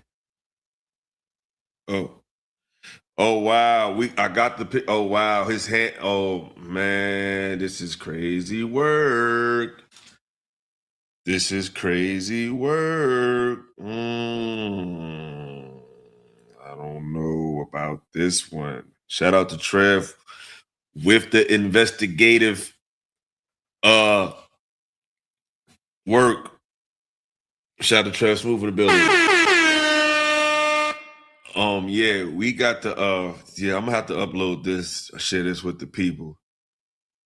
I gotta share this with y'all, so hold on. Just gonna email it to myself real quick, cause this is crazy work. But like I said, like I told y'all, these shows is concocted. Like it's fake swag, it's fake juice, it's not authentic bags, it's not like, you know what I'm saying? Like it's just not, you feel me? And it's who you least expect that's really getting a real genuine interaction from the females. It's not what you think. Like I don't do the online. I'm the offline. You feel me? It's really like that in real life. Like online, it's just business. But all this fake flirting and fake concocted chemistry, this shit is corny, B. And it's giving the wrong people the juice, and they only got it like that. Like if people focus and respect you for your hustle, that's cool. But try to make it seem like it's something that it ain't. Like I said, either way it look funny with her, because like if you're concocting all this to make him look like he's something, that's weird. If you're concocting all this because it pays you when you married, that's weird. And if you're not concocting and you're really dealing with him on that way and you're married, that's weird. You know what I'm saying? Because you could be bought. These people integrity could be paid for, man.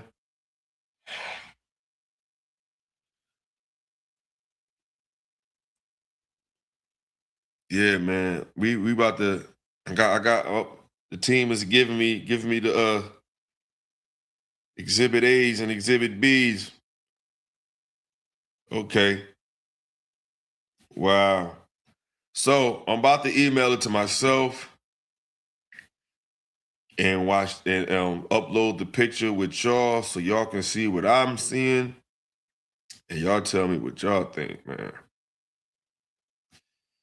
Yeah, man, this is crazy. I mean, it ain't the end of the world, but it just shows you how fake this space is and how people will make enemies out of folks because they're getting paid to do that shit.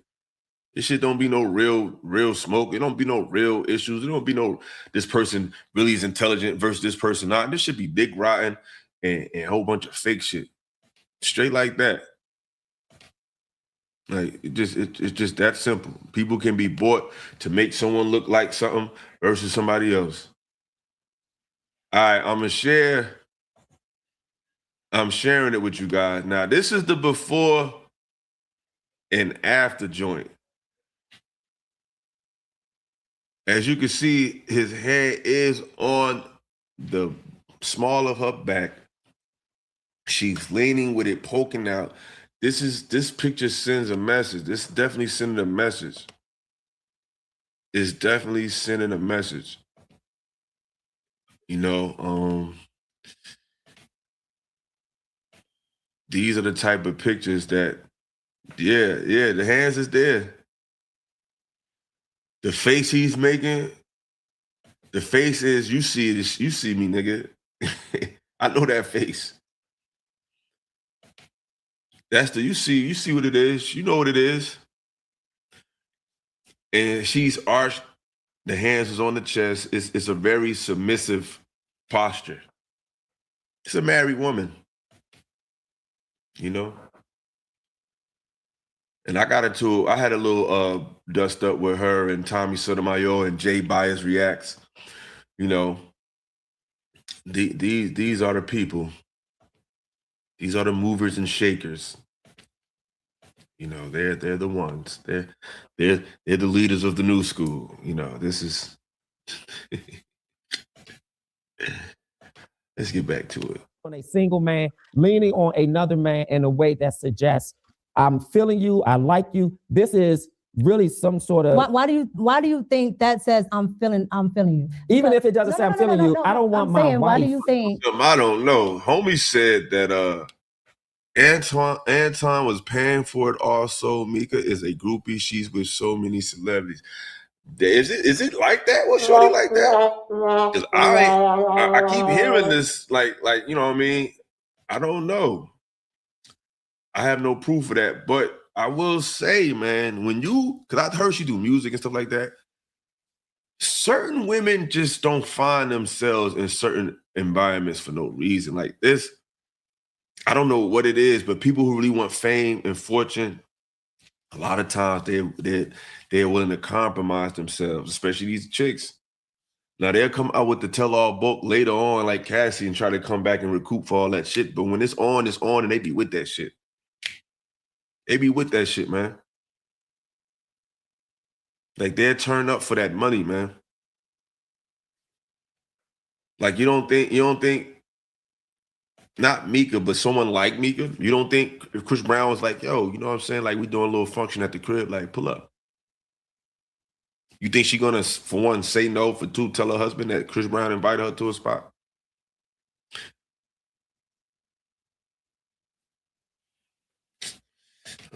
Yeah. Why do you think that suggests that? They doing this for Anton. Listen here now.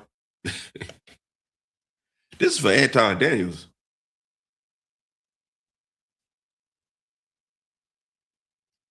Imagine what's happening for Drake, Future, anybody. Any of these dudes whose net worth can be Googled. Imagine what these women are willing to do. She was doing this for 25, 3 bands a month. She was willing to give all this ability for people to speculate for just $2,500.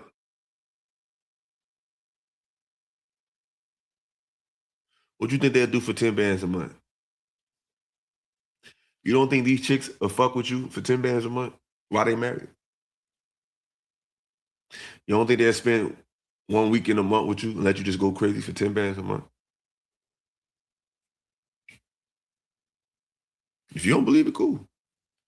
Let's carry on. I'm feeling you because okay, let's hold on. The reason why I'm asking you, okay. The reason why I'm asking you is I have tons of pictures of our former co-hosts. Yep. With the same lean, everything. But here's the difference. Hold on. Yes.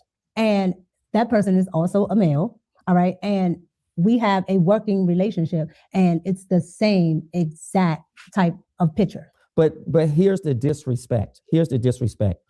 This is a married man that you are physically leaning into. I'm not leaning into. That to me, I'm not leaning into. To me, and here's my perspective of it.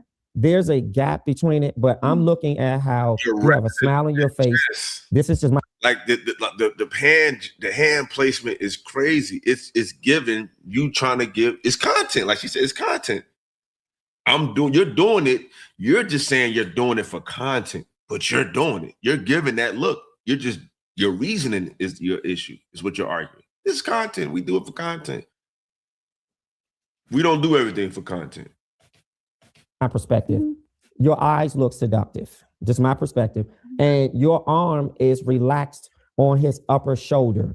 Correct. And I would never imagine a married woman leaning on a business male partner that way. That to me is inappropriate. Okay. That's if you were my wife, I would have a serious problem. My problem would be so serious, you would have to probably extinguish your contract with him. Okay. Just because, and I would also feel a little uncomfortable that this gentleman obviously did not either push you away or suggest that we shouldn't take this type of picture. I've never met your husband. I fly you out here once or twice. This is this may not be the first time. So which point was this? Not that it matters if it was the third time, the fourth time. This is the second time. The second time? This is the second time I'm out there. Not the second time I'm dealing with Anton. Okay, so and it doesn't matter to me, but what's that gap between the first time you're there, he takes you to a business meeting at a basketball game, and you guys are sitting on the floor like you are that we're working together? And it's not like that. Well, that's not working together. Go back to what you just said. Is that working together? No, go back to what you just said. Which part? It's not that, no, you said a couple. Well, pick one. No, you said sitting on the floor like you are a couple. Yeah, listen, I'm not. But you're interjecting your own thoughts, especially. I'm giving you my perspective. But your perspective is after I told you. So to put something else there. Okay, I see. That's fair. Okay, so I think that's a fair point. I don't want to spin it. What I want to say is messaging imagery is. There's a lot of conjecture in this in this chat, y'all must know something I don't know. Y'all must know she must have a reputation that I don't know about. I only heard of Mica through content, and I don't know nothing else about it. I know she do music. She opened up, she did like some national anthems in there. But y'all must know something I don't know. It's critical because imagery that. is messaging. Correct. And a lot of times on the Jumbotron at a game, we often see couples, whether you're high up or you're on the floor. A lot of times when people are on the floor, you see. Do you sit at the game? Do I sit at the game? Correct. Yes. Do you sit at the game on the floor? I have. No. Do you all the time? No. Okay. All right. So who have you met at these games on the floor? This is my show, not yours. I'm not answering the questions. Okay. And the reason If I come on your show, then we can get into that. However, I'm but not answering any the reason questions. I asked you is to give perspective, right? Yes. Because what I found, okay, because I'm usually in the skybox. Yes. When I'm here in DC, I'm in my box. I don't Yes. like to be down on the floor. That's not my thing. Sure. On the floor, there are family members there. They are some of those people. A lot of them are like business seats. Yep. So anybody from these law firms, offices, are down there on the floor. Yep. That I've never known who sits down on the floor because I don't care and I don't sit there. This is what I be talking about. Like, what are you talking about, sweetheart? Like, she really thought she just broke something down about floor seats. They're the most expensive seats in the arena. So one could assume that a plethora of professional men in all walks of life, movers and shakers, are in this section. That wasn't a revelation. I never had to sit there to know that. And that's courtside before. But I didn't need to go there to know that. Just based on the pricing of the seats, it's going to clearly have people that are in the upper echelons of life. What? They be so smart though. Right, but by being there, I found out who was actually down there. Family members, business partners, all of that. Like me. That's why. Hold on. Yes. So again, like me having to. That's like saying I had to go to Dubai to know that the hotels in Dubai attract some of the most powerful people in the world. I don't have to go there to know that. I've never been to Dubai, and I can bet your bottom dollar that there's a chance that some movers and shakers is running in and out of the nicest hotels in Dubai. Like, I didn't have to go there to know that. But this be those aha moments they be dropping. They think they saying something like, what this she ain't said? Shit. I'm not disputing your perspective as far as people that don't know. Yeah. Right? That's fair. But when you are in that world and you are in the know, and you know more than just I would say the popular culture of who might sit down there, right? Because you might see your favorite rapper, things like that. But all those people that are sitting beside the rapper, you absolutely don't know why they're there. But two married people shouldn't be sitting together. She really like sitting on this point, like you did. They be showing their ignorance. No, you thought that. You thought the only people that sit on those first rows were rappers. No, people that sit on those first rows are successful. Those are just the ones you can recognize. But everybody on those rows has to be, because they're not affordable. You didn't know that?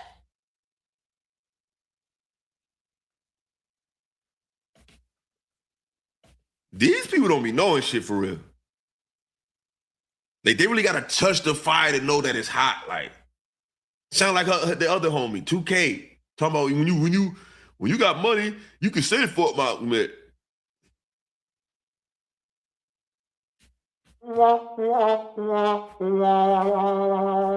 Without their spouses. No. Now, see, and here we are again with you going back to something that's not, because you are essentially saying that I cannot do any business dealings with somebody that is in business because that person is married. No, what I'm saying is somebody who's never met your. How they try to play it around? That's not what he's saying. He's saying that there's a way to do it and there's a way to not do it. And the way you're doing it is inappropriately. You can work with people that's married, but not to the level that you are. There's certain things you've done that just wasn't appropriate for a married woman. That's what he's saying. We're not saying, you see how they go, you got to watch people who argue in bad faith. And most people who argue in bad faith, they always give you these extreme examples of something, extreme outliers, to avoid the simple truth that you're presenting to them. Husband. Because if I go out with you or anybody And else, I met your husband. okay, but The former host has met your husband. but we've already talked about that. Yep. But what I'm saying is, you're saying because you don't know when you're looking at that picture.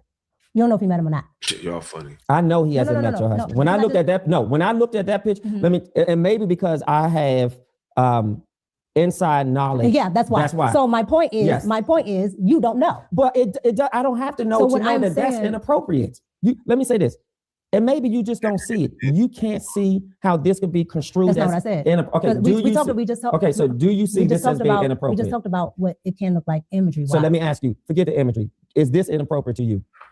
From my perspective, it wasn't, because that's not what I was doing. But I told you, I can understand why people might have thought that, but I literally did not have anything going on or anything. Like, there's nothing inappropriate going on. So me just leaning didn't seem like an issue to me. Okay, so here's some hard questions I really, really need to ask you. First one is, it may not be as hard, but here it is. Are you going to continue working with Anton? Well, I do not. Well, I have not been on after hours since the whole incident happened. That's not answering my question. I'm not finished. Okay. So I haven't been on after hours since the incident happened. And I felt that, there were a lot of things that I did not like about everything that went on. So with that, I decided to pull away from the show. So no, I am not. Is that a permanent termination? I am not. Permanent termination? Yes. I was only doing one show. Okay, so you're no longer a part of it. Here's another very challenging question, but I have to ask you. I just have to ask you. Have you and Anton ever had sex? No. Hold on. I mean, I want to ask that question because you're never going to know. But her response, I mean, I'm not an expert on body language. Hold on. No. Okay. Any sexual relations? No. It's always been strictly. And I believe it. I'm not going to put that on Shorty. But you was definitely down, and you was willing to get paid to make people think that. I will say that. I don't know if she would or not, but you was definitely cool with people thinking that it might have happened. Because it's just content. It's just content. So yeah, man. A shout out to Jamie with the $10 super sticker. I appreciate you, sister. I appreciate it. I appreciate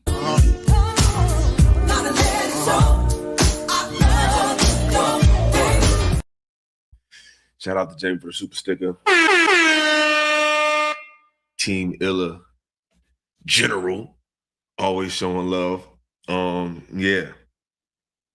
Homie said, if you have to ask just in case it's proven to be true later. I wouldn't even answer that though, because it's like, I just wouldn't answer that. You know what I'm saying? It's like, my nigga, if she did, you'll never know.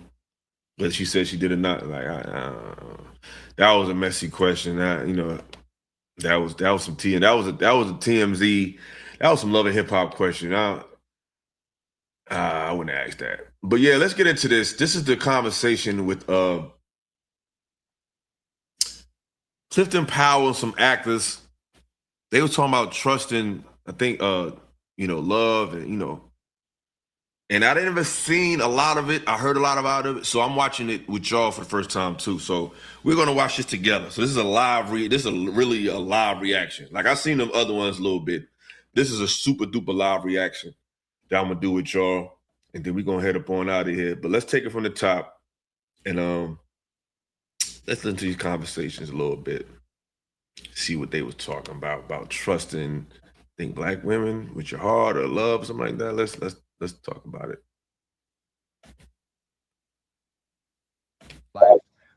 Different experiences, and we want to bring that to this conversation. So I know that there's no way to get there without the empowerment of Black women and centering Black women in that power talk, in that power struggle, in that power strategy, in that movement, in our behavior. Right. And what in y'all's eyes does that mean to you? Rhetoric already sounds. These are all things that don't allow women to come and open up to us because we are ready to play football every goddamn time. That's how I'm gonna make my wife feel safe. She wants to know that in any conversation, I ain't gonna just be like, nah, I gotta go outside and smoke real quick. Like, she wants to feel safe. You can't be a natural protector. You are the one that's causing harm. A lot of men don't got shit to contribute. If you can't even commit marriage to a motherfucking woman, what makes you think that she wants to commit to having a baby? And the reward for being disciplined is the outcome. It's early, but I'm already hearing shit that's like, it just sounds like the same old concocted rhetoric about, first of all, bro, they having babies with niggas anyway. So whether they qualified or not, they having babies with the same kind of guys. So somebody's getting them pregnant. They're not withholding motherhood from these niggas. Like, we about to see, man. What makes men so great and what makes men be able to understand. I think we on to something here. I think we on to something. Mind you, we're hearing from entertainers now. All right.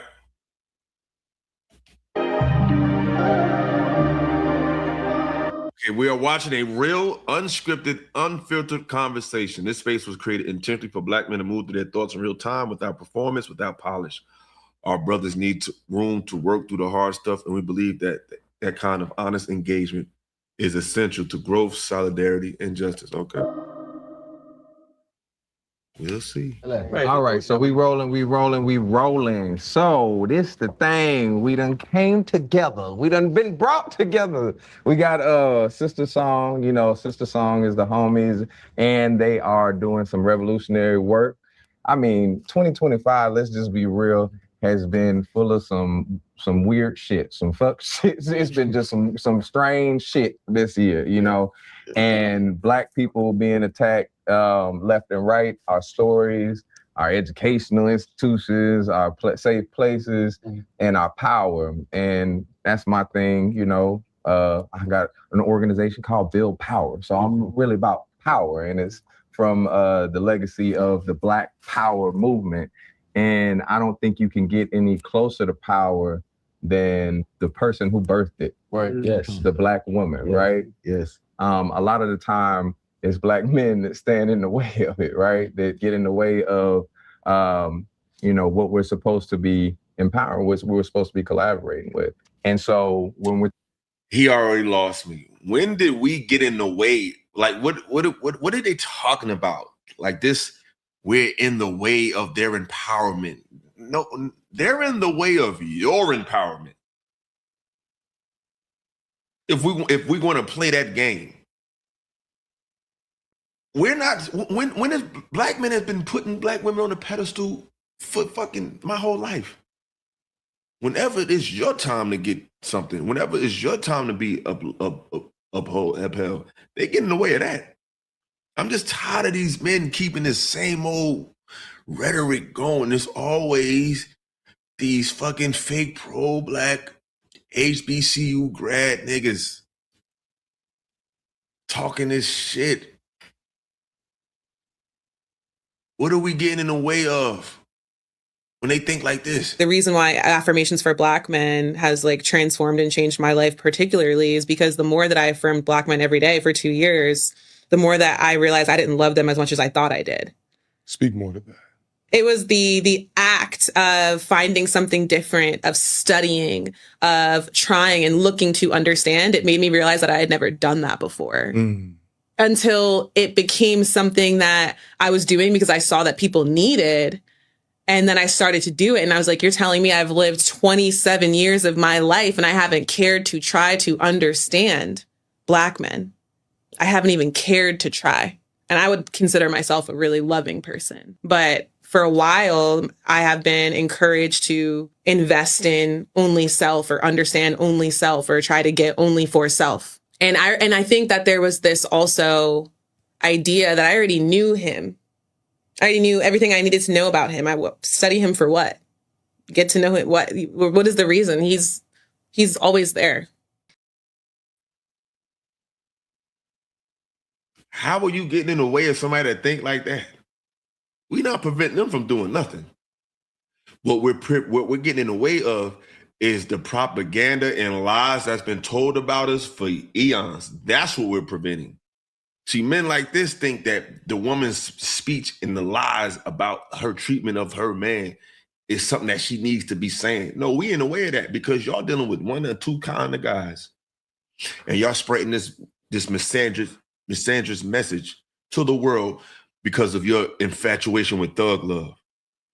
Period, nigga. We getting in the way of that. That's what we trying to stop. Nah, you ain't about to keep telling this lie. You love these niggas. You love the people that's supposedly the problem in the community. You love them motherfuckers. You worship them niggas. You getting them niggas, you getting pregnant by them niggas in jail. Thinking about things like, Sister Song is steeped in reproductive justice. And when we talk about reproductive justice, it's the human right for bodily autonomy. Now, here's the thing. I get into all the academic. This nigga just advocated for abortion.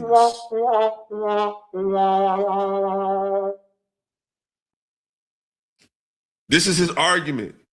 The first thing he brings up is abortions?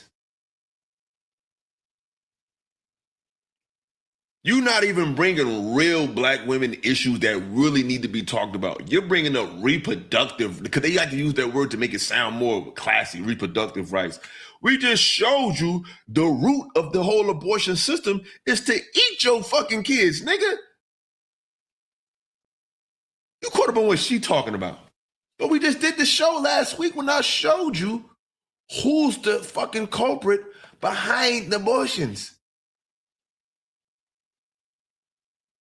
We just showed you, y'all. Y'all remember? Is it up here still? Is it up here still?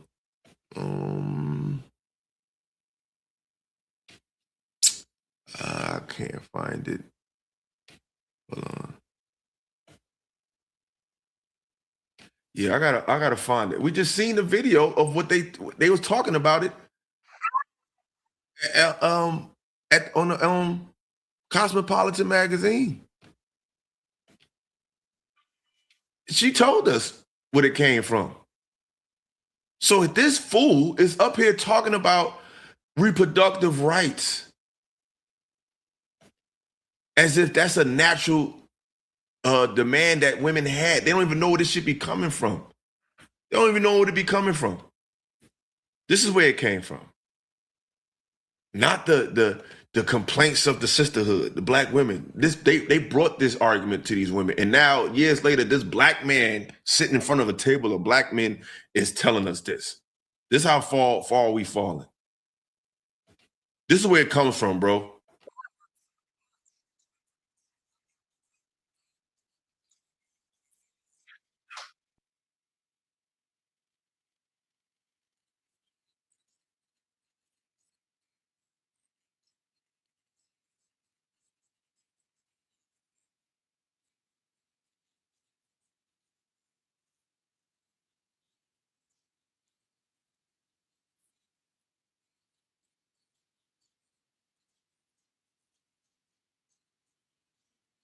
Problems that women do not have today at all.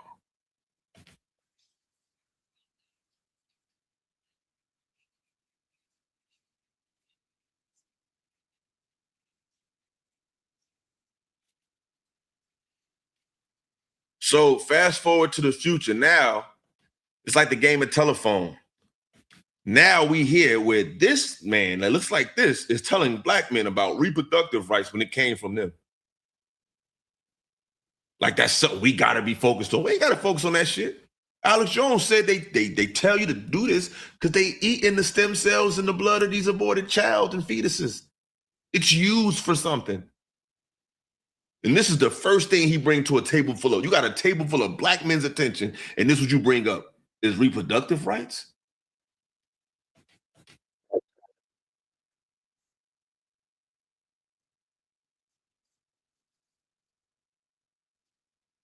Y'all didn't hear the clip? Hold up, I'll play it again. This is the clip. This is where the concept of abortion came from. Can y'all hear it?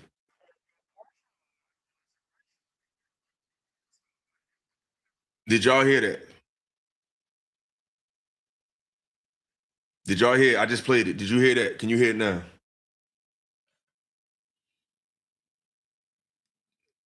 Yes or no? Can you hear that clip from that? No? I know what I'm gonna do then.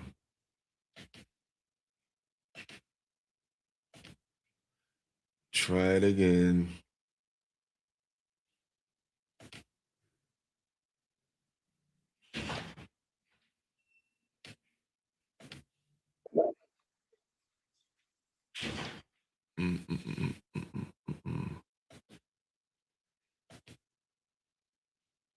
Hold on. Y'all can't hear me either? Y'all can't even hear me? Can y'all hear me? Can y'all hear me is the question. Can y'all hear me? Y'all can't hear me either? Oh, we can't hear you? Okay, you can hear me. All right, I'm gonna play the clip again. For equal opportunity for women in education and the Can you hear it workforce. It's very well documented that the abortion movement was originally a man's movement, an upper middle class white man's movement. But there was a man, and there were actually two men who were fighting to get abortion legalized in America. These two white men fighting to get abortions legalized in America. Fast forward in the future, this guy is bringing up that to a table of black men. You could be talking about anything with our women, about our women, and this is what you bring up. Which we were supposed to be collaborating with. And so when we're thinking about things like, Sister Song is steeped in reproductive justice. And when we talk about reproductive justice, it's the human right. He has a program that's seeped, which means soaked, marinated, surrounded by reproductive issues. Y'all fall for these light-skinned, color me badass niggas that talk all soft. They got the fucking Starbucks swag and the fucking, y'all always fall for these niggas. His program of all, think about it, of all the things you could be talking to black men about, this is what you talk about. To open up your statement. Of all things to invest in for black women, you're investing in how they feel about aborting their children.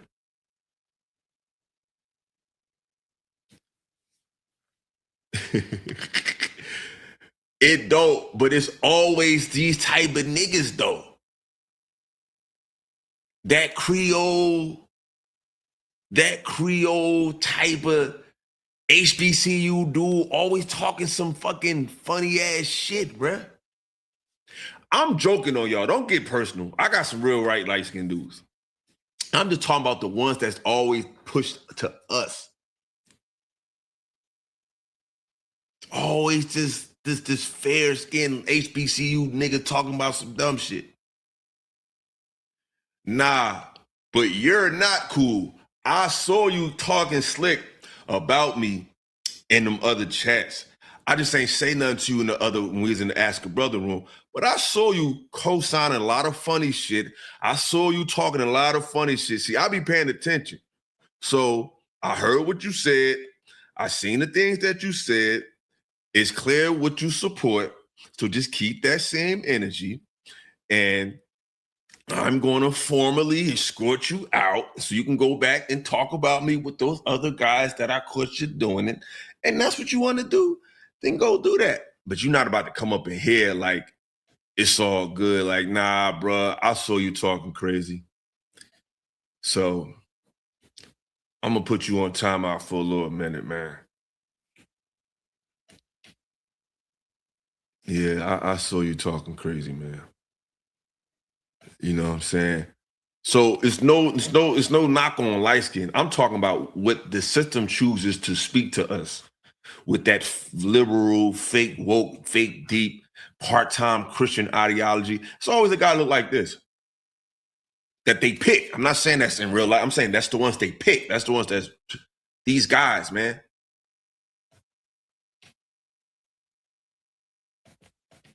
For bodily autonomy. Now, here's the thing. You know, I get into all the academic terms and then I get confused. So we're going to get into it for real about what this means to us, what the human right to bodily autonomy, the human right to have kids, to not have kids, to... This shit is starting off horribly wrong. This is starting off horrible. You have a chance to talk to all of these men, and this is what you bring up. That's why you never take anything Hollywood actor related. See, I could never take these motherfuckers serious. They're actors. So they're gonna act like they smart and act like they giving a damn and act like they bringing up some real shit. Maybe it's a sister song production. Maybe it is. But the fact that this man has a whole program about reproductive rights, as if that was a natural cry of the black woman, when I've proven to y'all that it wasn't. That's not something the black woman was asking for when these programs came to her. She wasn't asking for reproductive rights. They told her she needed it, and she said, okay. She never needed that. And I showed you from the beginning. See, everything I do has a full circle effect if you're paying attention. We started off with Alex Jones. He told you what the abortion clinics was for, what the stem cell research was for. He told you. Has nothing to do with protecting the sisters. Nothing. They create a mental problem in you so you think that you need this. So now you believe that you need this, not knowing that they need you to believe it so they can get access to your literal womb. So now they're creating a scenario. It's called problem, reaction, solution. They do it all the time. They tell you got a problem that you didn't know you have. And they already got a solution for the problem that you didn't even know you had. It's all by design. Parent kids in a healthy environment, to set up that environment, and what goes into that actually means to us. And I want to make sure that, you know, the way we're talking about it, other people can understand it, because I know for a fact, if people came to me however many years ago and was like, hey, what you think about reproductive justice? I would have a very confused look on my face. And I'm like, I don't know exactly what. This is a waste of time and a waste of good conversation with black men. This is a waste of time to sit there and talk with black men about this. And them niggas should be insulted. Like, this nigga really want us to talk about black women aborting their kids as if that shit is not preventable. They want to bring up this small percentage of great victims who keep the... Most women having kids because they just don't want to keep the baby because they don't like the nigga. They just like fucking that nigga. They don't want to have a kid with him. It ain't that damn deep. Bro, I have no problem with light-skinned dudes. But this ain't got nothing to do. This ain't got nothing to do with that.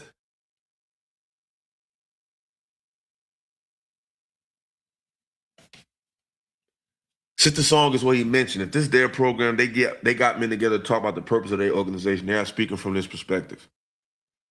They were asked to. Whether they was asked to, they shouldn't be talking about this shit. It's a waste of time. This is a waste of good black male focus to be talking about some shit like this. Women need to be talking about this. Women need to be talking to other women like, yo, you don't have to get pregnant by rah-rah. You don't have to get pregnant by it. They need to talk to you. Black men don't need to be talked about with women's reproductive rights. That's a waste. To me, this is a waste of black men's attention. And I'm already thrown off by this shit. Let me refresh. They done froze me. Bear with me.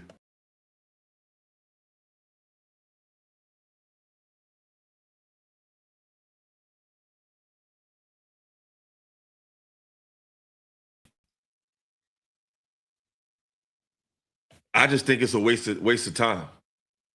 It's a waste of conversation. It's a waste of We could be talking about something really more productive, not just productive for Black people, but for Black women. What the fuck? What does Black men need to contribute to this conversation?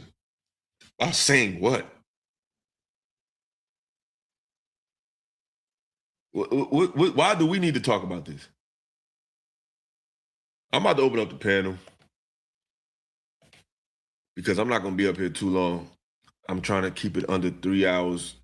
I'm almost at the 3 hour mark. So I'm going to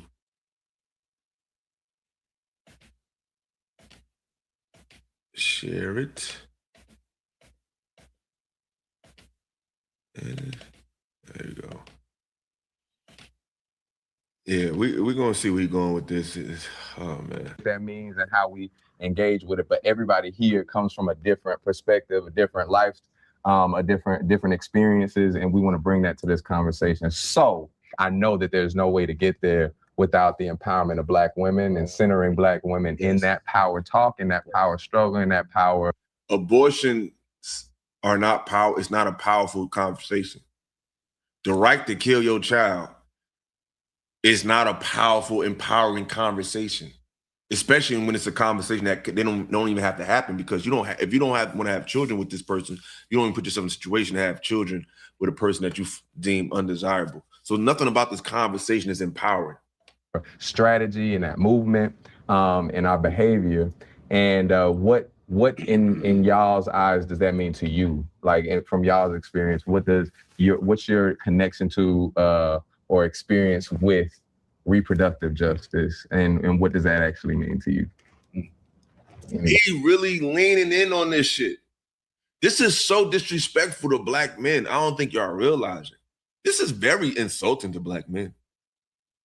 To sit there and ask them what your thoughts on reproductive justice, as if this is something that's not preventable. This ain't no fucking disease.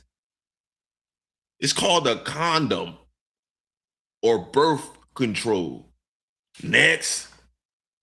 That's the end. That's the beginning and the end of the conversation.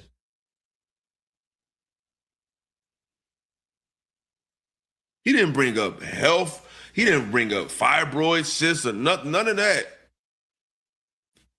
He wants to sit with 7 or 8 grown-ass Black men and talk about women having a right to abort or not.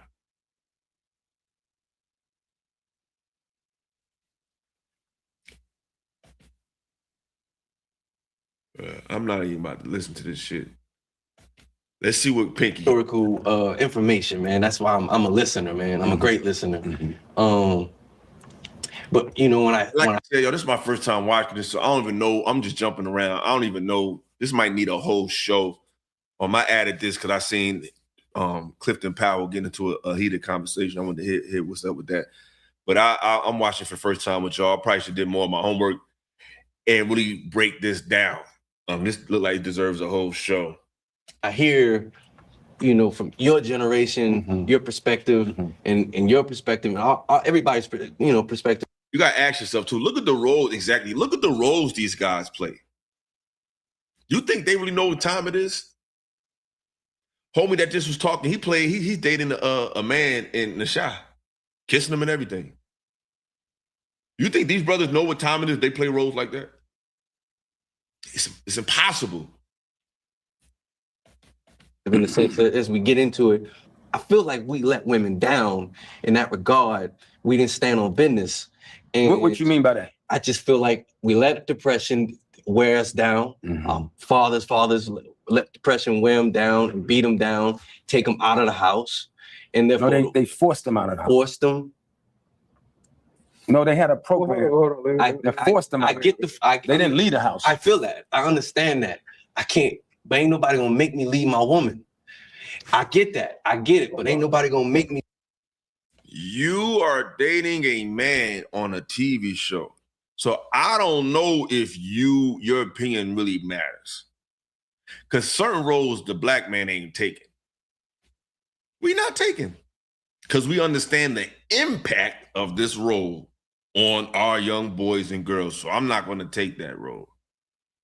What Clifton Powell said was right.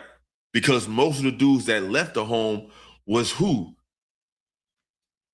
Quote unquote, the dude on the corner. Most of the time, it was the dude that was in the hood, back 1 foot in and 1 foot out. So even the ones that left them was who? The ones they chose. But it takes somebody in his 60s to have to tell these little niggas that. Leave my family.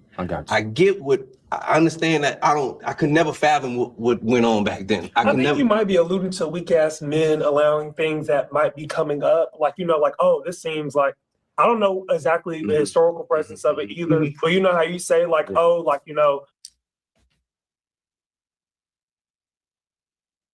He talks a little funny.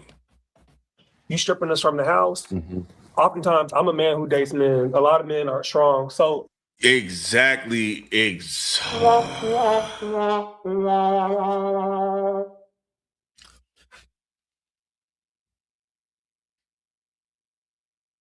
You can't sit at the table. That's what I'm saying. I can't. You are not invited to these conversations.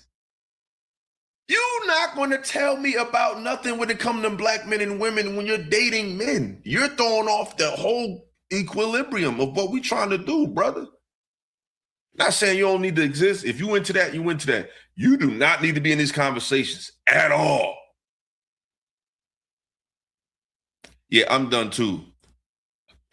I'm gonna have to come back to this because this deserves a whole show. This deserves a whole show. So I'm gonna have to finish this next Saturday. Next Saturday, we really gonna unpack this right here. We just foreshadowing. We gonna get into this next week. Shout out to everybody that supported the channel. Appreciate all the super chats. And yeah, man. This was it's already started off in a bad way. That's why you got these conversations that's done by these people are never really official like that. It's never official. You said it gets better. Is that better as in worse or better as in better? Like, I don't know, bro. This is a disturbing conversation. There's too many men in this conversation that don't need to be in this conversation. Don't know homosexual men need to be telling men about how to deal with women because you gave up on being a man. You're somebody that can be giving a woman children, could be giving a woman guidance, and you chose to do something else. So you don't need to be talking to us about anything at all. These conversations should not be involved with these people. It shouldn't be talked about. It shouldn't be spoken about for no abortions. That shouldn't kick off the conversation. This is a wasted opportunity to talk to men. But we're going to come back. We're going to unpack this, and we're going to take our time with this because this deserves a whole show. I didn't know they was going to take me here. I'm not in the mood for this shit today. This show, this conversation just deserves focus. So with that being said, I appreciate everybody that pulled up. This has been our another episode of Unpacking the Cap. Catch me in Fantastic tomorrow for Ill-tastic Sports Exchange. Monday, if you haven't joined the group with me and Axa Brother, please join it because it will not be on YouTube. It will be an exclusive conversation off of YouTube. Tuesday, we are back with my first show, my hip-hop show every week. Turntable Tuesdays. We will be getting it in and talking about what's going on in the world of hip-hop. I need y'all to tap in.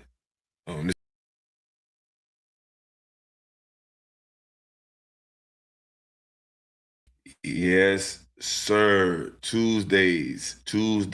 We will be back at it.